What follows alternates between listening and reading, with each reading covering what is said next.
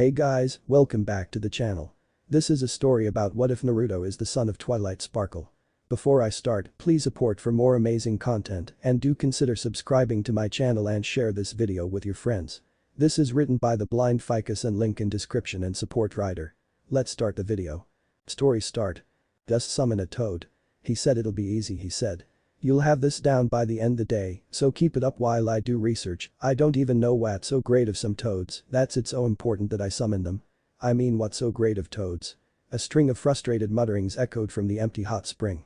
Located in the center of the steaming pool was a spiky-haired blonde teen sitting in a meditative position in a pair of black shorts, a metal headband on blue fabric, his weapon pouch and a blue-colored aura with a tint of violet and scarlet closest to himself. For the past few hours he had been trying to summon a toad larger than a tadpole with little success. With every attempt, the violet aura around grew and the blue shrank. Currently the blue color was completely replaced with an equal part of violet and scarlet colored energy as a result of his hours of trying. With his most recent attempt proving completely unsuccessful, he decided to go for broke and focus all of his and someone else's chakra into one final attempt. Boar, Inu, dog, Tori, bird, Seru, monkey, Hitsuji, ram, summoning jutsu. With a cry he forced all of his chakra into the final summoning attempt for the day. In another world the technique would have worked and he would have been greeted by a sake-drinking toad. Unfortunately he used the sign Tora, tiger, instead of Hitsuji. Normally this would have caused the jutsu to fail and he would be out of safely viable chakra to use for a while. But with the Gajumfkin tampering with his chakra and the forcing of all available chakra, forcing its way through the seal caused an extreme imbalance. Trans-dimensional relocation of living objects plus powerful demonic energy and the chakra of an Uzumaki plus, a forcefully opened inhibitor powered by the god of death plus, exhausted Naruto Uzumaki equals trouble. Unlike a toad appearing in a puff of smoke, Naruto felt a strong pull on himself and a cloud of smoke enveloping him. When the cloud dispersed, the only signs that the Uzumaki had been there was a pile of his clothes along the edge of the pool and a ripple of water on the hot spring surface. For the blonde, he opened his eyes to see a kaleidoscopic array of flashing lights from all ends of the spectrum, he saw himself from a tertiary perspective. Soon he felt a prickling flowing through every hair on his body, followed by an invisible force pulling him in every direction. Forcing him to stretch far beyond all human limits, then compressed to near atomic levels before he was returned to roughly his original size. He could feel his entire skeletal structure changing and rearranging. His spine shrinking, with his maxilla and mandible extending outwards. From his forehead extended a softly blunted bone with a spiral pattern extending the length of the protrusion originating just above his headband. His shoulders forced his arms to adjust to a default position 90 degrees off of their usual position, along with his hips and his legs, aligning them on an invisible plane. His elbows had a strong pressure on them before they inverted to match his knees. From each limb sprouted a keratin material from their ends which fused together and formed a crescent-like shape, followed by a long section of connected vertebrae and tissue originating from his coccyx. Next arose numerous orange hairs covering every available area of his changed physique, stretching from his snout to his black tail tip. On the nape of his neck, his blonde hair extended down from his scalp and formed a mane of blonde hair behind him. Marking his face were the 3 pairs of identical whisker marks, along with the Haki no Fukin Shikkia trigram seal, on both sides of his hair-covered posterior, with a weapon pouch attached to his right back leg. Feeling the physical strain on himself ended, he decided to rest. Just for a minute. His eyes just felt so heavy for some reason. Hey. Who the hey are you? Do any of you girls know who this is? A sharp feminine pierced his slumber as the weary blonde attempted to rise to his feet.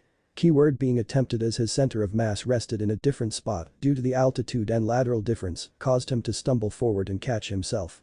What's going on?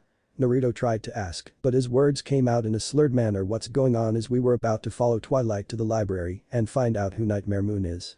The same voice asked as he craned his head up to see a cyan-colored horse with rainbow-colored hair flapping her wings several meters above the ground.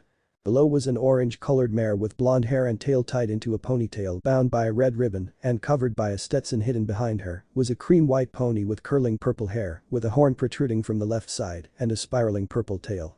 In front of the group and separating him from the herd was a light purple horse with a blunt horn sticking out of her dark purple and pink streaked hair and matching tail. On her back was a small sleeping purple dragon. Now visible from behind the orange mare was a bright yellow mare with pink hair covering the right side of her face and a general shy feeling coming from her. Opposite to her was a pink pony with puffy pink mane and tail, while projecting a feeling happiness and friendliness. Each one seemed to be staring at him with the yellow-furred one subtly looking at him from behind the orange mare. Who's cough, who's nightmare moon, and why are you all horses? The less spiky blonde asked with more clarity as he was more alert with the pastel-colored horses in front and above him. First of all, you're a horse too, you know. And second, we prefer ponies. We are the ponies of Ponyville. Now you're gonna answer our question.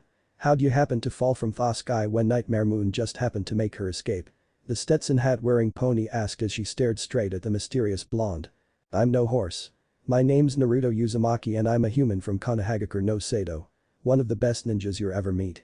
He boasted as he tried to reach up and adjust his headband, keeping his bangs in place, only to see the hoof he was sure he was just dreaming about. Yeah, right. Humans really seem to look exactly like unicorns. But that's just crazy. The rainbow-colored mare mocked as she rolled her eyes at him. Hey.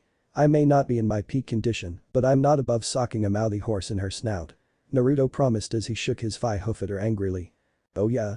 Bring it, you cool it, Rainbow Dash. This guy's just trying to make you mad. Listen her bucko, we don't have time for your shenanigans, so you can either come with us or we'll make you. The orange pony explained as she stomped her hooves while Rainbow Dash cracked her neck, trying to intimidate him. Unlike earlier, the new guy seemed to mull over the answers instead of acting rashly like he did earlier and ended up nodding. Fine, I'll come. But Pinky over there has to follow me at the rear of the group. Naruto proposed as he pointed towards the puffy pink pony. Do you mind, Pinky? This seems like the only we can move this along. The orange pony asked the pink pony, who nodded. Okie dokie Loki. Let's go then. So her name is Pinky. I was kinda just saying that because she is pink. Naruto questioned them as Pinky followed from behind the herd and him in front of her. Yep, my name's Pinkamina Diane Pie, but my friends call me Pinkie Pie. The cotton candy maned pony explained as the group approached the library in question. So what should I call you then? I just realized that I haven't introduced myself, so you can call me Naruto. Naruto Uzumaki. He told her, aware of the others listening in on his answer. PFFT Naruto. What kind of name is that? Rainbow Dash asked as she flew over his head. Oh yeah, and Rainbow Dash is totally a real name. Before she could retaliate, Twilight opened the door and ushered all of them into the library. You two can squabble over names after we stop the world from ending. Now everyone spread out and look for anything with the elements of harmony on it. My research said that the elements have the power to deal with Nightmare Moon and might be our only way on defeating her. The purple equine ordered as her horn began glowing purple and several books levitated from their spots to her to view. You can call me Pinky Naruto, every pony in Ponyville is my friend. So where's Konoha? I've never heard of any pony from there. Pinky questioned him.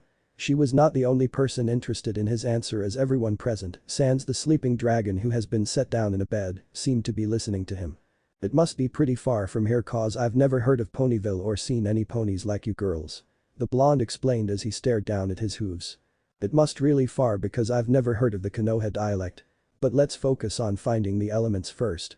Twilight asked and received her answer from Pinkie Pie, giving her a book titled The Elements of Harmony. A reference guide. Where'd you find this, Pinky? I've been looking everywhere for this. The purple pony asked as she opened the book with her magic and started looking for anything useful in it. I found it under Twilight. Pinky's answer seemed to deflate her momentarily before she refocused on the book. Alright. It says here that there are 6 elements, with kindness, laughter, honesty, loyalty, and generosity being the only known ones. The elements were last known to reside in the 2 princesses' castle in what's currently the Everfree forest. Twilight finished as they all gasped. I take it the Everfree forest is dangerous or something. The whiskered pony questioned the herd, receiving a collective nod. This time, the yellow pony stood in the open while somewhat hiding behind her mane. The Everfree forest is full with many creatures from timberwolves to ursas. None would take to kindly to any ponies entering their homes. The yellow pony quietly explained in a way that gave Naruto a sense of familiarity with a blue-haired Hyuga. Thank you all for your help girls, but if you excuse me I have to go and grab the elements. I tried to stop this from happening and now I have to save the princess before this while I still can. Twilight explained as she threw on her saddlebag and loaded the book into the left side. Now hold on Sugar Cube, there's no way we're gonna let our friend go off to Thaw Forest alone. So every pony saddle up, we're going to Thaw Everfree Forest to save Princess Celestia. The orange mare declared while Twilight opened the door with her magic and the herd followed her with the aforementioned orange mare, pushing the struggling stallion out the doorway. Why do I have to go? I have no clue what's going on. I have no clue on what is half of your names are or why you have those marks on your butts. Rumps. Never mind that, but how did Twilight open that door? What do the elements do? Who's Nightmare Moon and who is Celestia? I've just shown up far away from my home with less than 24 hours until I'm supposed to fight and I don't have a clue on where I am. Naruto ranted before he collapsed on the ground in frustration. Alright Naruto. If what you said is true then probably the only one who can help you is Princess Celestia. But the only way you'll be able to meet her is if you help us find the elements of harmony and save Princess Celestia from Nightmare Moon's grasp. So you'll just have to follow us and find the elements. Twilight explained to him while Pinky helped him to his feet and they followed the group towards the ominous forest. Pinky, can you explain a couple things to me? The whisker-marked teen asked the cotton candy-themed girl as the herd exited the city and crossed into the forest. Sure. What you wanna know? I'm no smarty pants like Twilight, but I've got some brains inside my noodle. Pinky agreed as she tapped the side of her head. Alright, so what's the orange one, yellow one, and the cream-colored ponies' names? What's with the marks on your rears? What's the importance of Princess Celestia? Who's Nightmare Moon and how did Twilight open the door? The blonde listed off to while the five in front of them started discussing the Everfree forest which they had entered. That's easy. She's Applejack. The fancy one is Rarity and the shy one is Fluttershy. She's easy to remember her name cause she's shy. The marks are called cutie marks. They represent when a pony discovers something important about their future or themselves. Mine's balloons because I love partying, like when I meet a new friend. Applejack got hers because her family grows apples and Twilight got hers from stargazing or something. It's magic Pinky. Right. Now we need Princess Celestia to come back because she makes the sun and moon rise. Right now that meanie Nightmare Moon decided to be a grumpy bum and when this night will last forever we were supposed to watch the princess raise the sun with her magic, which is different from what Twilight used to open the door like all unicorns. Well Pegasi fly and earth ponies work the land. Pinky finished explaining and allowed him to mull over the information.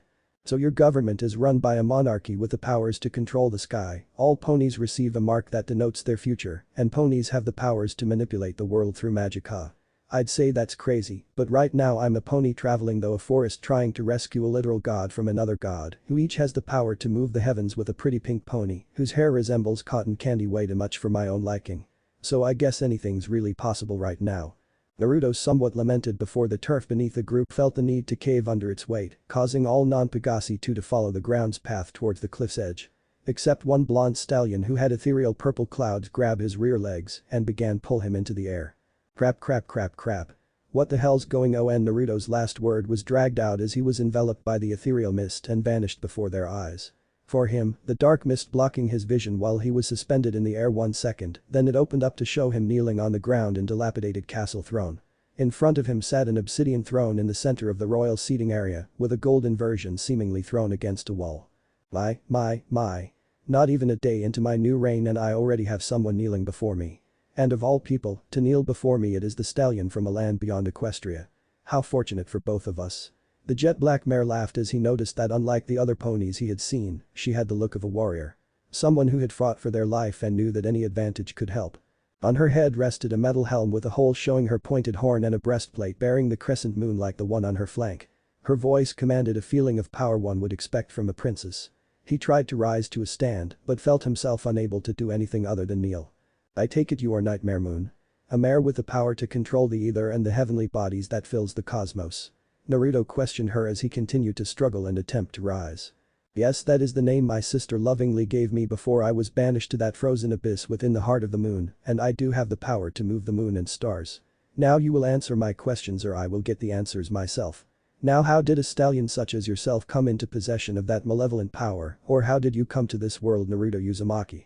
The armored mare asked as she descended from her throne and tilted his head to stare directly into his eyes with her vertically slit eyes.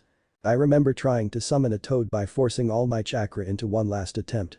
I guess I messed it up and ended up here, but at least I didn't condemn the people I planned to rule to an assured famine by the lack of sunlight, the teen pointed out as he glared at the towering female, who simply began laughing at his statement and will her dark mist to cover his body, along with the right half of his face. Oh please. My plan isn't as short-sighted as they have made it out to be. If they need more light for their crops, then I can bring some stars closer to provide more light. If they grow cold then the same applies. For a millennia I have thought of every possible problem and a way to solve them. My sister has basked for far too long in the limelight, so I'll ask you this only once. I've seen through your eyes the life you've lived.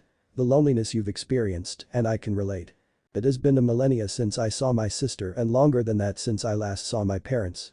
So here are your 3 choices.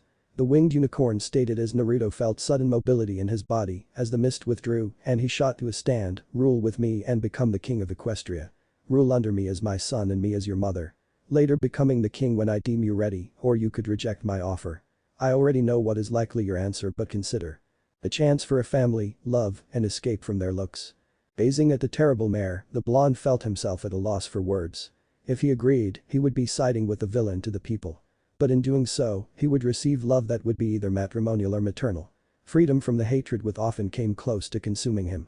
His other choice would put him at odds with the deity of the night, but could allow him to possibly meet Celestia and possibly return home. Home. Nightmare Moon, going against every fiber in my body and every emotion I so want, I have to reject your humble opportunity. You've seen my life and you know I made a promise. By the blood in which flows through my veins, I must return to my home by tomorrow. I swore to her that I would avenge her honor that day, and I'm a man of my word. The blonde rejected her in a visibly sad tone. Unfortunate, but expected. The mare declared in a tone which also portrayed her sadness on his choice. From the back of her throne erupted 5 black chains and bound each limb, with the last wrapping its way around his muzzle. The chains began to withdraw into the chair and forced him to sit upon the black throne. Hopefully you will reconsider my offer tomorrow. Now sit there while I take care of your dreadful herd of mares. Don't worry, I won't hurt them too much. With that, the mare vanished into a stream of ethereal vapor. Leaving him bound to the chair and think over his life up to this point. Painting the Hokage monument. Storing itching powder in the Anbu's uniforms. Plastic wrapping all of the school's toilets. Was their attention really worth it in the end? Spending his days trying to study, only to be ignored by the teachers because of the Kyuubi. What did he do to deserve the isolation and agony of his youth? He tried. Every attempt to make friend ended poorly, with the exception of the time he helped Hinata in his youth or when Yoda brought him to play with the clan heirs and heiresses. It almost seemed poetic. He was born alone and was going to spend his life that way. If he couldn't keep his simple promise to Hinata to fight Neji, then where was the integrity in his word? Naruto? Why the hey are you here? Twilight's question shook him from his thought and saw her surrounded by 5 bowling ball-sized rock spheres bearing various gem shapes. Why right? Run. She's here. His warning was slightly distorted, but she realized his warning as the mare manifested in front of him and Twilight. She turned towards him with an unhappy, but not angry look. Oh, that's no fun. Why did you tell her? Your friends are trying to get rid of me. Using Nightmare Moon's diverted attention, Twilight attempted to use her horn to make the spark needed for the elements.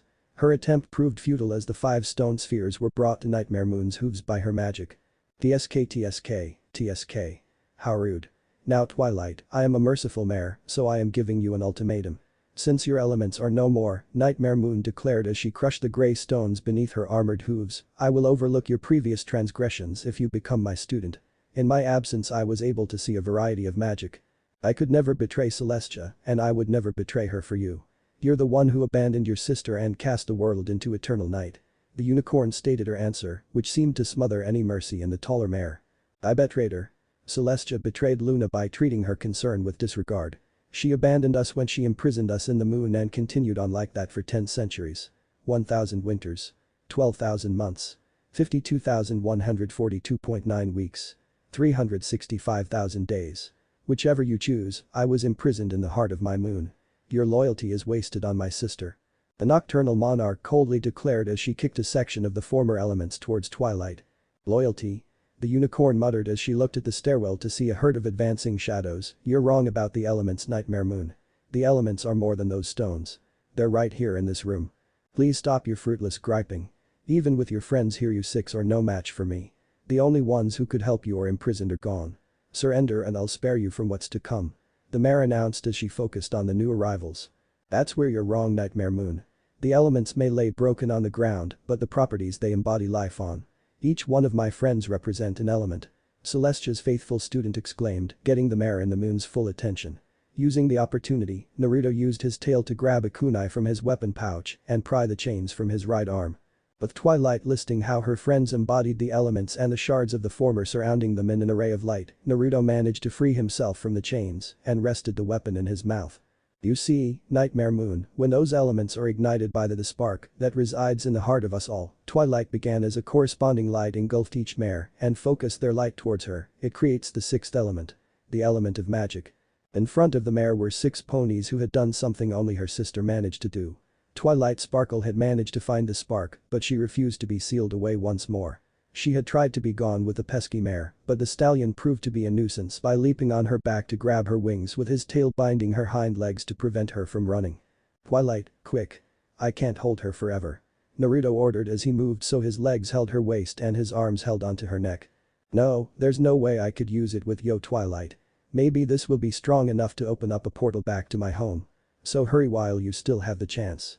The blonde cut her off with his likely last words. Steeling herself, Twilight aimed her horn at him and with a glow of her eyes and fired the double helix of rainbows straight at them. For Nightmare Moon, time seemed to come to a crawl. The same applied to the new equine, who simply held a sad smile. Why would you lie so towards a complete stranger?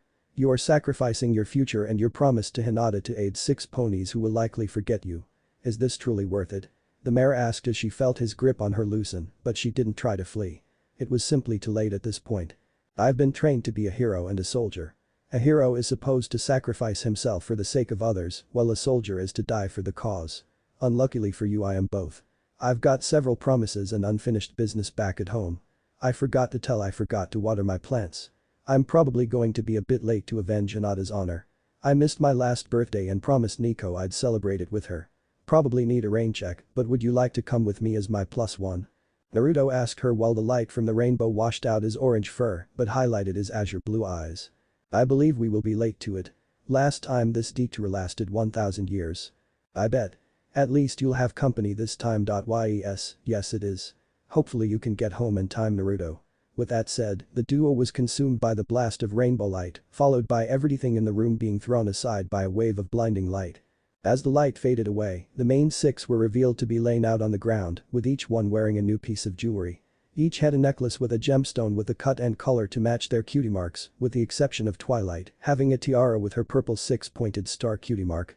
Each of them began to rise to their hooves, soon they noticed a lack of 1 mare and 1 stallion. Twilight.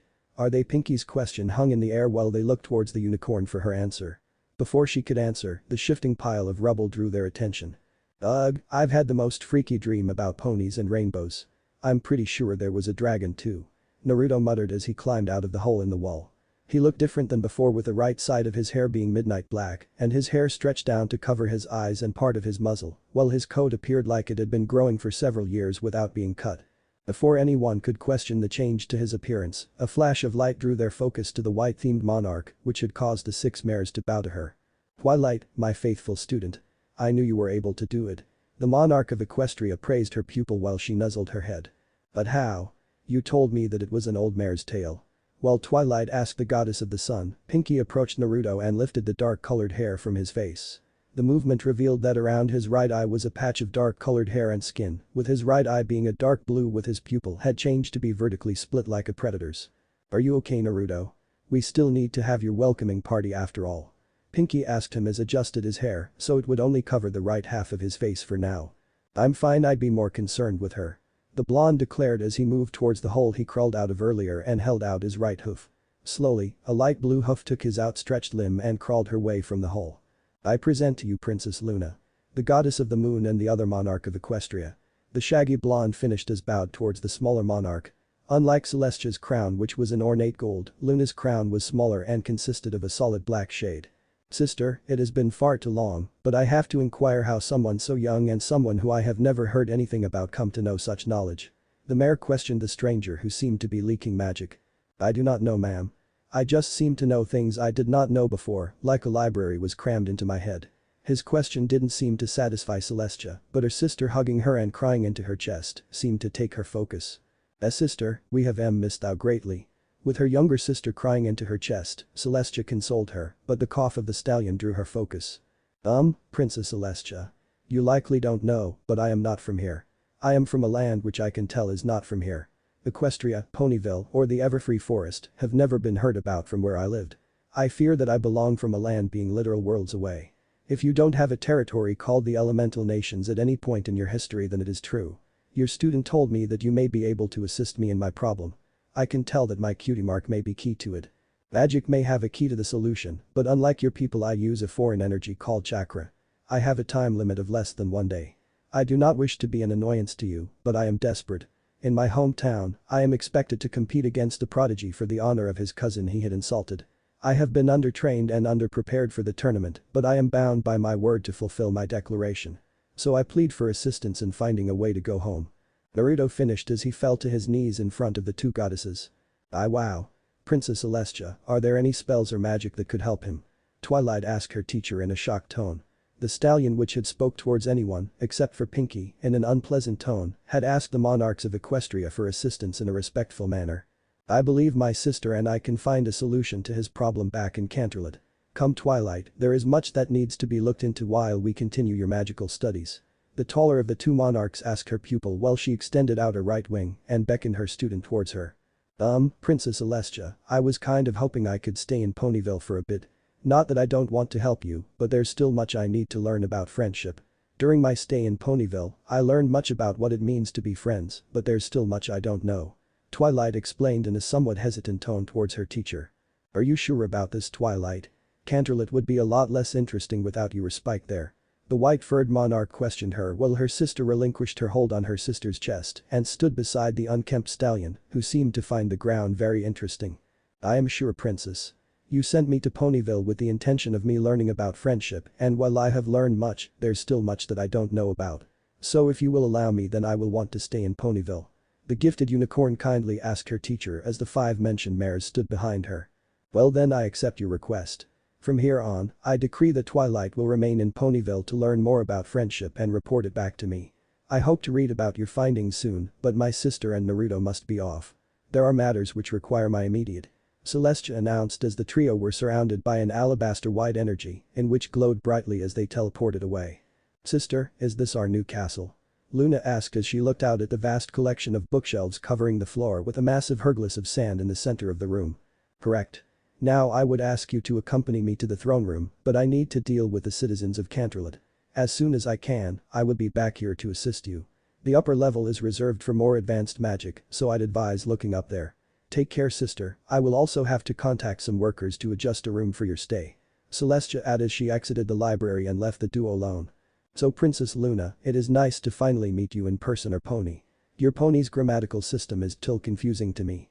Naruto told the mare with a slight blush. Slowly, the two trotted towards the shelves, and the more magically inclined pony used her horn to bring several books to eye level. They are not incorrect on these declaration. We are slightly behind on the times in our communicative expressions as well. But we have to inquire on ye earlier declaration on usage of chakra in conjunction with magic.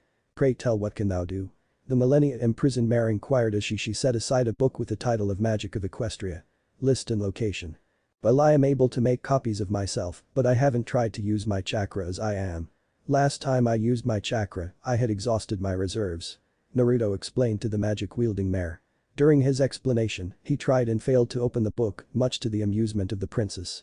We insist that the attempt to. Perhaps your issue is disharmony between the dual energies.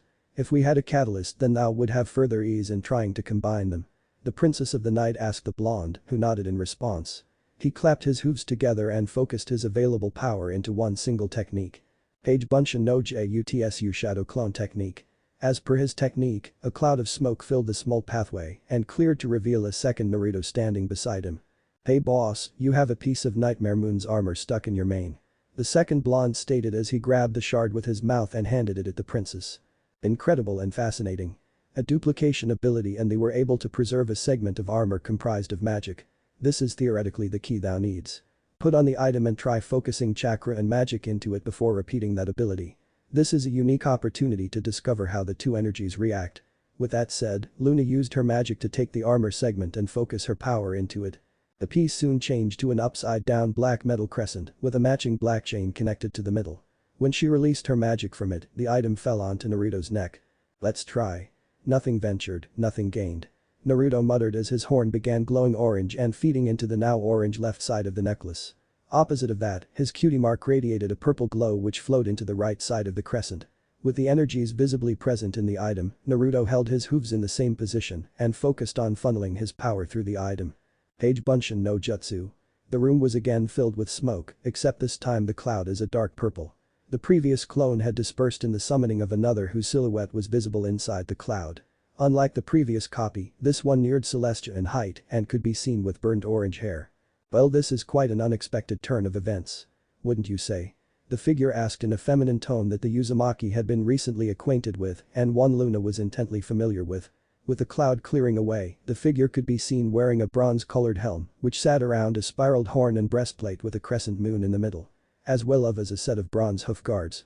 Behind them was a tail resembling a starry night with the addition of comets flying through it. Their flank had an upside-down crescent moon around a red spiral and 9 stars, while she kept the same dark-colored hair. Nightmare moon. How? Thou was one with ourself for a millennia. How did thee come into being with the element seeking to do away with thee? Luna demanded from her former half, who simply tilted up the mare's chin with a smirk. Oh Lulu, I'm more than yours or Naruto's other parts. I'm impartial to Nyx, but that is beside the point right now. We must get our dear friend back home, don't we sister? Nyx asked Luna, never losing her almost taunting smile. We are not sisters. Thy actions were responsible for our imprisonment for 1,000 winters.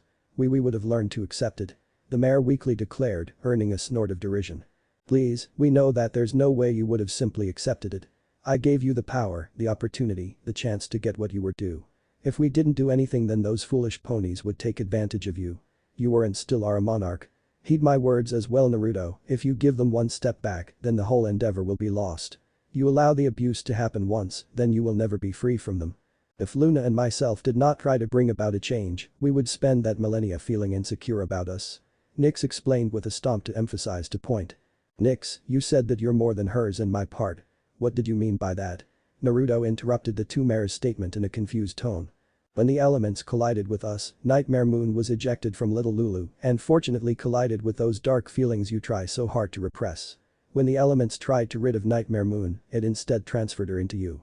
I now embody a millennium of emotions from Luna and the parts of yourself you do not wish to acknowledge. Your hatred towards the civilians and your teammate, the desire you feel for Hinata, and the pain felt since you remember. While I feel the fear Luna has of her sister rejecting her. The sister who happened to have important work due on the same day that her baby sister was returned to her. The anger she feels for the millennium of imprisonment, the fact that her sister remained so blind to her pleas and allowed for Nightmare Moon to happen. The regret of her actions and what nearly happened because of them. But don't worry Luna, he also saw your entire life story, so you have nothing to be embarrassed about. Though there might be several moments that might be, what was your record again? 12 minutes? Or was it 15? Nyx innocently asked her, which caused the princess to break out in a full blush. See such vulgar statements. What prevents thyself from having my sibling be away with the elements once more? Luna questioned the mare while forcing her blush down as much as she could. Nothing, but answer this.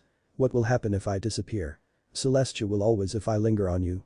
She would hold a distrust towards you, but what if you told her I resided in Naruto? I doubt she would allow him return to his home, because why wouldn't she? A stallion he helped 6 strangers for no reason and ended up having someone who came into possession of the mare who she loathes. So you both are stuck with me. But don't worry Luna, I'll be with Naruto in his home. The dark orange mare explained as she leaned on the stallion's head. Unfortunately I don't know how to return home. We were trying to before you appeared. But if you have a clue then be my guest. Naruto offered the taller mare. Simply put, you need to mess up your summoning technique. From what I saw, you messed up on the last seal. You signed Tora instead of Hitsuji, so try doing the sequence of signs again. Half magic and half chakra to compensate for the lack of dexterity. Now hurry, it's been 1,000 years and I have already grown tired of being in the same building as Celestia. Nyx ordered the teenage equine. Focusing his magic and chakra to manifest hands. Running through the same combination of signs, Naruto readied himself. Ainu Tori Seru Tora. I hope I'll see you again, summoning jutsu. Focusing his energy though his constructed hands, Naruto and Nyx were covered by the cloud with chakra. The cloud quickly collapsed in on itself with a small portal in the center, before the portal collapsed in on itself to leave the mare alone. Alright sister, I should be free for now. Now oh? I take it you two managed to solve his problem. Celestia asked as she saw her sister alone in the library, setting several books on the shelves. Yes, from the knowledge we possess, Naruto has been returned to his home. The light blue mare stated as she continued to store the books. Would Naruto Uzumaki and Niji Hyuga please come down to the arena? A man in a bandana announced while twirling a throwing needle in his mouth. Down one set of stairs, a brunette with pale white eyes and a cream-white jacket approached him. The teen looked either uninterested or uncaring towards his future competitor. Paula Proctor. Fate has decided to name me the victor of Thai Niji was cut off by an explosion of smoke towards the right of the proctor. As it cleared, a blonde was visible. Nearly as tall the proctor, the blonde was mostly covered by waist-length hair with an azure and dark blue light radiated from his covered face. Am I late proctor? I have been sidetracked with other matters. The blonde questioned the referee as he rotated his shoulders. That action revealed his densely muscled arms that resembled spraining strings of steel beneath the flesh. With his legs and lower body having a matching appearance, his body seemed to balance power with speed and dexterity. Naruto Uzumaki. I see the month of training has shown results. Well, get ready, you are free to fight now. The green-vested ninja declared as he leapt back to leave the duo to square off. So you allowed your hair to grow and you exercised. Fate is still determined you lose to me. The brunette announced as the veins around his eyes grew pronounced before he charged at the shaggy blonde index finger poised to strike his unprotected body. He never made contact with the blonde because a metal knife had rose to parry the attack. With the broadside of the weapon I had assumed I would have been given a chance to adjust, but it seems not. Ready yourself for this will be swift. Naruto growled out as he flicked the Hyuga away while pocketing his weapon. Big words will not save you from the hand fate has. Before Neji could continue his monologue, a fist was driven into his cheek and sent flying. Stop talking. If this was a real fight then you would have had a knife sticking out of your face. I do not care what monologue you have planned but focus on the match. I'm no therapist but I'm willing to take a crack at you. This is it and this is super ego, so buckle up cause we're going to chat. Naruto promised the brunette with an assured grin. Retaliating, Neji fired out of the wall and attempted a barrage of palm strikes on him. Attempted being the key because Naruto blocked or parried every attempt and to make it worse he began talking. Now do you think your obsession with fate and predetermination is you trying to come to terms with certain actions are beyond your ability to control? Or is it because you have been raised to believe that you have no choice in some matters, so you use fate as a defense mechanism to the issue instead of trying to deal with it? Naruto asked him all the while preventing or deflecting any attacks originating from the prodigy. Be quiet. You speak of matters you know nothing about. My fate was decided with the birth of my father. With him being born after my uncle, I was branded with a slave mark to keep my side of the family in line. Hinata and her sister had the privilege of being born into the main family, while I was born into servitude. Neji finished his declaration by removing his headband and exposing a green Hindu swastika with hooked ends. So you justify your harsh treatment of your cousin through the usage of fate. Fate is not as concrete as you believe it to be. Say I was destined to be a baker, but I went into masonry. Fate changed. You say fate has decided that you were to be a servant to the main family, but what if you just ran away? No servitude. Now that I've said what I have, I'll accept payment for the help while you go and deal with your family issues. Cause if you don't go to the hospital and apologize to Hinata, then I'll have to make you. Naruto promised him while a dark purple cloud flowing from his back and forming into a menacing cape behind him. Foolish dribble from a failure. Your words are as useful as a bucket with holes in its base. Now prepare yourself for you are within my field of divination Ni2, YON4, HACHI8, JUROKU16, SANJUNI 32, Haki Sanjgni SHM8 trigrams 32 palm. With the final call, Neji struck the blonde back with a blue glowing palm, sending him skidding back a couple of centimeters. Now surrender. Your chakra has been sealed off and won't open in an hour or unless I let it. I don't need chakra for this. Proctor, call a medic for him. This fight is over. Naruto announced as his eyes flashed dark blue and he vanished from sight. Nearly immediately after he disappeared, Neji was thrown into the wall unconscious. Multiple fist marks littered his body and face, with the majority around his sternum. Neji Hyuga is unable to continue, thus making Naruto Uzumaki the winner. When the announcement finished echoing throughout the arena, the outcries began. Everything from drug usage to body doubles were spewed from their mouths, while the teen sauntered to the seating area, with his cape dispersing and medics prying the Hyuga from the wall. Naruto, what the hell happened to you? Was the first question the blonde heard as he sat down. The closest one to him was his purple-loving fellow blonde, Ino. She was the most vocal with the ever-mysterious Shino behind her and the lazy Nara Shikamaru laying on the bench beside him. Training. Was his short answer. He parted the front portion of his hair to stare at the Yamanaka seated beside him. I doubt that even a month of training could make you look so feral. I mean you're taller and you also look not half bad. So what's your secret? The platinum blonde prodded him with an unyielding expression. I just spent the time training, nothing more. He insisted. Internally, he was wondering about the change as well. That would be me. Can't have you all week now can we? But focus on the blonde. She's going to say something. Nyx echoed within his head. Her statement drew his focus from what she was saying and the blonde mentioned. Yeah right. Fess up Naruto. How'd you do it? There's no way you could change that much. So tell me or I'll keep asking. Ino warned him. Fine. I was transported to a world of magic pastel-colored ponies and helped overthrow the usurping political figure. Now focus on the match, your precious Asuke is about to be competing. Naruto told her in hopes to shift her focus. Alright, but we're not done. I expect an actual answer from you. With Ino placated, Naruto wanted to try and communicate with his new passenger. Without a second word, Naruto felt a pull on his mind and he closed his eyes. Hello Naruto, how good of you to visit me. Your compatriot isn't one for communication. Nyx announced as Naruto appeared in the castle from earlier, except it had a greater shadow theme and it was more intact than the original. Nyx, can you tell me why I was a lot better at fighting than I was earlier? The blonde asked the mare before him. Her horn soon glowed and an obsidian throne appeared behind him to sit on, which he complied to. That would be because of me. When I joined your menagerie of beings inside you, I brought along my experiences as Luna and Nightmare Moon. Nyx explained as she created a small mirror showing a filly Luna, followed by an early mare Luna, then lastly showing Nightmare Moon. So I have her memories, isn't it intrusive for me to look into them? Naruto asked her, who began laughing. Then she explained how Luna knew about it and has also received his memories and experiences, giving her insight into his world. Justifying the use by allowing him to better understand Equestria when he returned. Then Luna knows I know and is fine with it. It still seems wrong to look fine with it or not, you know it. Now if I'm done helping you then go downstairs and deal with your fox. They have been quite bothersome as of recently.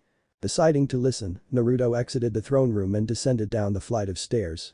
At the bottom was a long stone pathway with a metal gated cell at the end. Visible in the cell was a pair of red vulpine eyes staring at the approaching teen. When he was close enough that the cell was the only thing visible, a deep voice spoke. So you are finished your talk with that entitled jar of glue and decided to grace me with your presence, is that it? The voice asked as a deep red muzzle appeared with its teeth bared in a smile. Look, I don't like you and you don't like me, but I've come to chat with you. So make yourself smaller so we can chat. The blonde insisted while pointing at the hidden kitsune. They made a sound of displeasure before releasing a red light. The eyes soon began to grow smaller and stopped about 2 meters above the ground. A porcelain kitsune emerged from the shadows, as well as a crimson kimono with a golden obi. Is this form more pleasing to you? The near quarter-meter taller Reed growled out in the same deep and booming voice at the blonde. I guess. Now I've come here to talk to you about our arrangement. Naruto began before a scoff cut him off. Let me guess, you're here to demand chakra from me or try not to disturb you while you live your life. The kitsune questioned the blonde while they wrapped their clawed hands around the bars. No, I was going to ask you to help me if I needed. You're much older than myself and have more experience in some areas where I need. In return, I will allow you as much freedom as I can. The blonde offered the kitsune before holding out his hand. Kid, you are asking me to help you. Aside from the vague promise of freedom, what will I receive? How about you release me and fuck off? The Nine Tails countered by holding both middle fingers out. Alright. I'm trying to be polite. So if you could not be an absolute asshole when I'm trying to peacefully resolve this, that would be great. Naruto barked back with a ferocious smile plastered on his face. So this kid's got some balls on him, hey? Fine, you got my attention. So tell me why I should help you. If you die, then I just wait until I'm back. I cannot die, unlike you. So tell me, why? Unless you help me out, I will make sure that for the remainder of my life will be pure agony for you. So make your choice. Play nice and I will give you some freedom, or you can be an ass and I'll make your stay inside me terrible. So choose. Naruto asked again with a look of barely contained anger. So that's how you're playing. Fine kid, I'll accept the deal, so open these gates and let me through. The fox declared while shaking the blonde's hand. I have no idea, I thought you would know. Naruto shrugged, causing the fox to reel back and show visible anger. Just try imagining this place looking different. We're inside your head. The fox explained to him before disappearing into the back of the cell, which was followed by a series of thudding. On the other side of the bars, Naruto focused on transforming the cell into something else. The cell soon shifted towards a simple bar-less room with a tatami mat in the center, and the masked fox kneeling on it was their head smacking the table set beside the mat. On the middle of the mask was the Kanage seal. Since you have lived up to your end, so will I have allowed you access to 1/9 of my power to use, which will reset at the end of the day. Enjoy your prize, mortal. The fox declared dismissively while waving off the blonde. Alright, I'll be off then. I should probably get back the arena. Well bye Kyubi. The blonde muttered as he vanished from the area. It's Kurama. Well hello Kurama. I believe we must discuss our common compatriot's future. When Naruto opened his eyes, he saw a large amount of snow-white feathers calmly descending from the sky. The arena was less calm with half of a formed sand tanuki dragging a teen with a duck's ass styled hair arena. While that happened, ninjas with Hergless and 8-note marks on their headband began attacking residents of Konoha. Weighing his options, he chose to deal with the sand monster dragging his teammate around. I'm following that sand creature. Because why would I want to spend some time relaxing? It's not like I just got back from an arduous journey and had to figure out a complex seal array, what allows interdimensional and the complete restructure of my physical appearance and have my fucking species changed or get blasted by a fucking rainbow. His last statement echoed through the village, confusing many Naruto Uzumaki. What are you talking about? Crap, Ino was following him. It's nothing Ino, just go and help someone else. I'm just a little crazy and I'm talking to the voices in my head. Now I'm going to fight that giant sand tanuki. That sounded stupid I know it, but I'm doing it anyway. Naruto told the blonde following him as they chased down a half-boy half-sand monster. I'm more curious about that seal and the dimensional travel you were ranting about and what about the rainbow you screamed about. Now Naruto started panicking. Ino, the gossip queen of Konoha, had a lead on something. Once she focused on something, she was either forced to stop by officials or found her answer. I'll tell you after we deal with that. I'm not going to tell you while we're at basically war with two villages and being attacked by a sand monster. Before he could finish, several giant snakes appeared outside the walls and began attacking, and several giant snakes. End. Story start. Look Ino, if you plan on following me against this sand monster, then I'm going to need to know what techniques you know. Naruto ordered her while he pulled out a kunai and severed the hair in front of his face. I know my clan techniques and a couple others like the Suiton. Mizu, Shuriken water, release. Water shuriken and the Suiton. Suiton no Jutsu water release. Water bullet technique. Why? The platinum blonde asked a partially sun-kissed blonde before he pushed her to the left, narrowly avoiding a tree thrown at them. Looking at the path it originated from, a sand arm was seen retracting towards. I want you to fire anything with range at him. He's a CQC close quarter combatant, so he fights up close to people. I want you to cover me while I move in to fight him. Naruto answered her question while pulling back his hair into a long ponytail and bound it with medical tape from his weapon pouch. Are you insane? You just said he fights up close and your solution is to fight him up close. Are you even thinking about what you're saying? Ino demanded from her fellow blonde. Instead of turning towards her, he started rapping his fists with two kunai resting between his knuckles. When he was finished, he turned towards her and handed her one kunai. The weapon was worn and dulled. The blade was slightly chipped and the handle wrapping was slightly yellowed with age. Maybe, but Duck Ass got himself caught. Unless you want to help me dig the grave afterwards, then follow my orders and blast him. I'm expecting to get that back, so keep a distance. The blonde insisted before he charged down the line of destroyed trees and was greeted by the red-headed teen with his right side being a one-tailed tanuki, standing beside an unconscious black-haired teen bound to a tree by sand. The redhead snapped his towards the blonde with an unhinged smile. Uzumaki. How nice of you to join us. Your friend's neck looks so brittle. Just one twist. The tanuki boy growled out as the sand around Sasuke started climbing his neck. How about you and me fight huh? Drop him and or this will get messy. Naruto warned the redhead. Gaara soon started laughing before he lunged at the blonde with his massive claw aimed at his head but was stopped by a bullet of water blasting off the sand's clawed hand. Let's get messy then. Seeing a peaceful resolution was off the table, Naruto charged to punch the sand creation. Gaara quickly countered by using the sand arm to block the attack and fired a volley of sand-throwing stars. Naruto ripped his weapons out of the arm and dodged the attack. Then he ran along the top of the arm and aimed to strike his face. Unfortunately the sand arm partially opened up, causing him to sink into it. With Naruto imprisoned, Gaara pulled him close to his face with his disturbing smile. It's over Saba. Before Gaara could finish his technique, Naruto managed to force himself to smash his forehead into Gaara's. Each one recoiled from the hit, with the world growing dark after the blow. There goes that demon. He's disgusting. Why does he keep him around? He's just going to kill everyone eventually. Great. There they go again. They're not even trying to hide it. Naruto muttered before he saw himself in an unfamiliar area. Compared to the cool winds and wooden houses of Konoha, the foreign place had clay or sandstone walled houses with the sun bearing down on the region. Small dust devils could be seen roaming the sand-covered roads. Yashimaru had the right idea. Such demons deserved to die. There's the voices again. Roaming the streets were the silhouettes of people with red eyes. At one point or another, they each seemed to glare at a playground. The area was mostly empty except for one chill. What was that? Gaara. Alone on a swing, the redhead had a circle of sand on the ground, with spikes preventing anyone from approaching him. Hazuki-Izama should just let us kill him. I heard that even his own mother didn't love that thing. No one could love that thing. Who would want to? Naruto. Get up. He's on the move. Ino yelled as she shook the blonde who was slowly regaining consciousness. When Naruto opened his eyes, he saw a fully formed towering tanuki with a sleeping red head protruding from its head. The massive beast was lumbering towards the village while cackling maniacally. Yeah. Now that he's transformed. I doubt normal means will be an option. I want you to stand back and try not to panic. Naruto ordered as he ripped the kunai from his hands and assumed the HITSUJI ram sign. Why would I pan? Ino trailed off because the smoke which enveloped Naruto had dissipated and a massive hind leg was visible. The leg was covered in hard red hairs and upon looking upwards, a towering one-tailed fox peered down at her. Saddle up Ino. I want you to shoot at him while I wake up Gaara. The fox announced while presenting the massive hand for her to climb onto. She slowly climbed onto the hand and found herself seated on the fox's head. Once she was settled, the vulpine charged towards the raccoon-looking creature and followed it up by digging its claws into the tanuki's arms. Suiton no jutsu. The pressurized water cleaved through the sand beast's chest and caused a partial collapse of its body. Keep firing. Gaara. It's time to wake up. The fox yelled as it moved to headbutt the tanuki.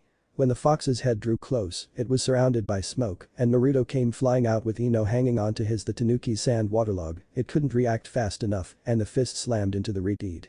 Without its host unconscious, the sand collapsed and the stunned Tsunade ninja flew along with the platinum and the sun-kissed blonde into a line of trees. When the trio stopped, Ino hopped off Naruto's back while he approached Gaara and no.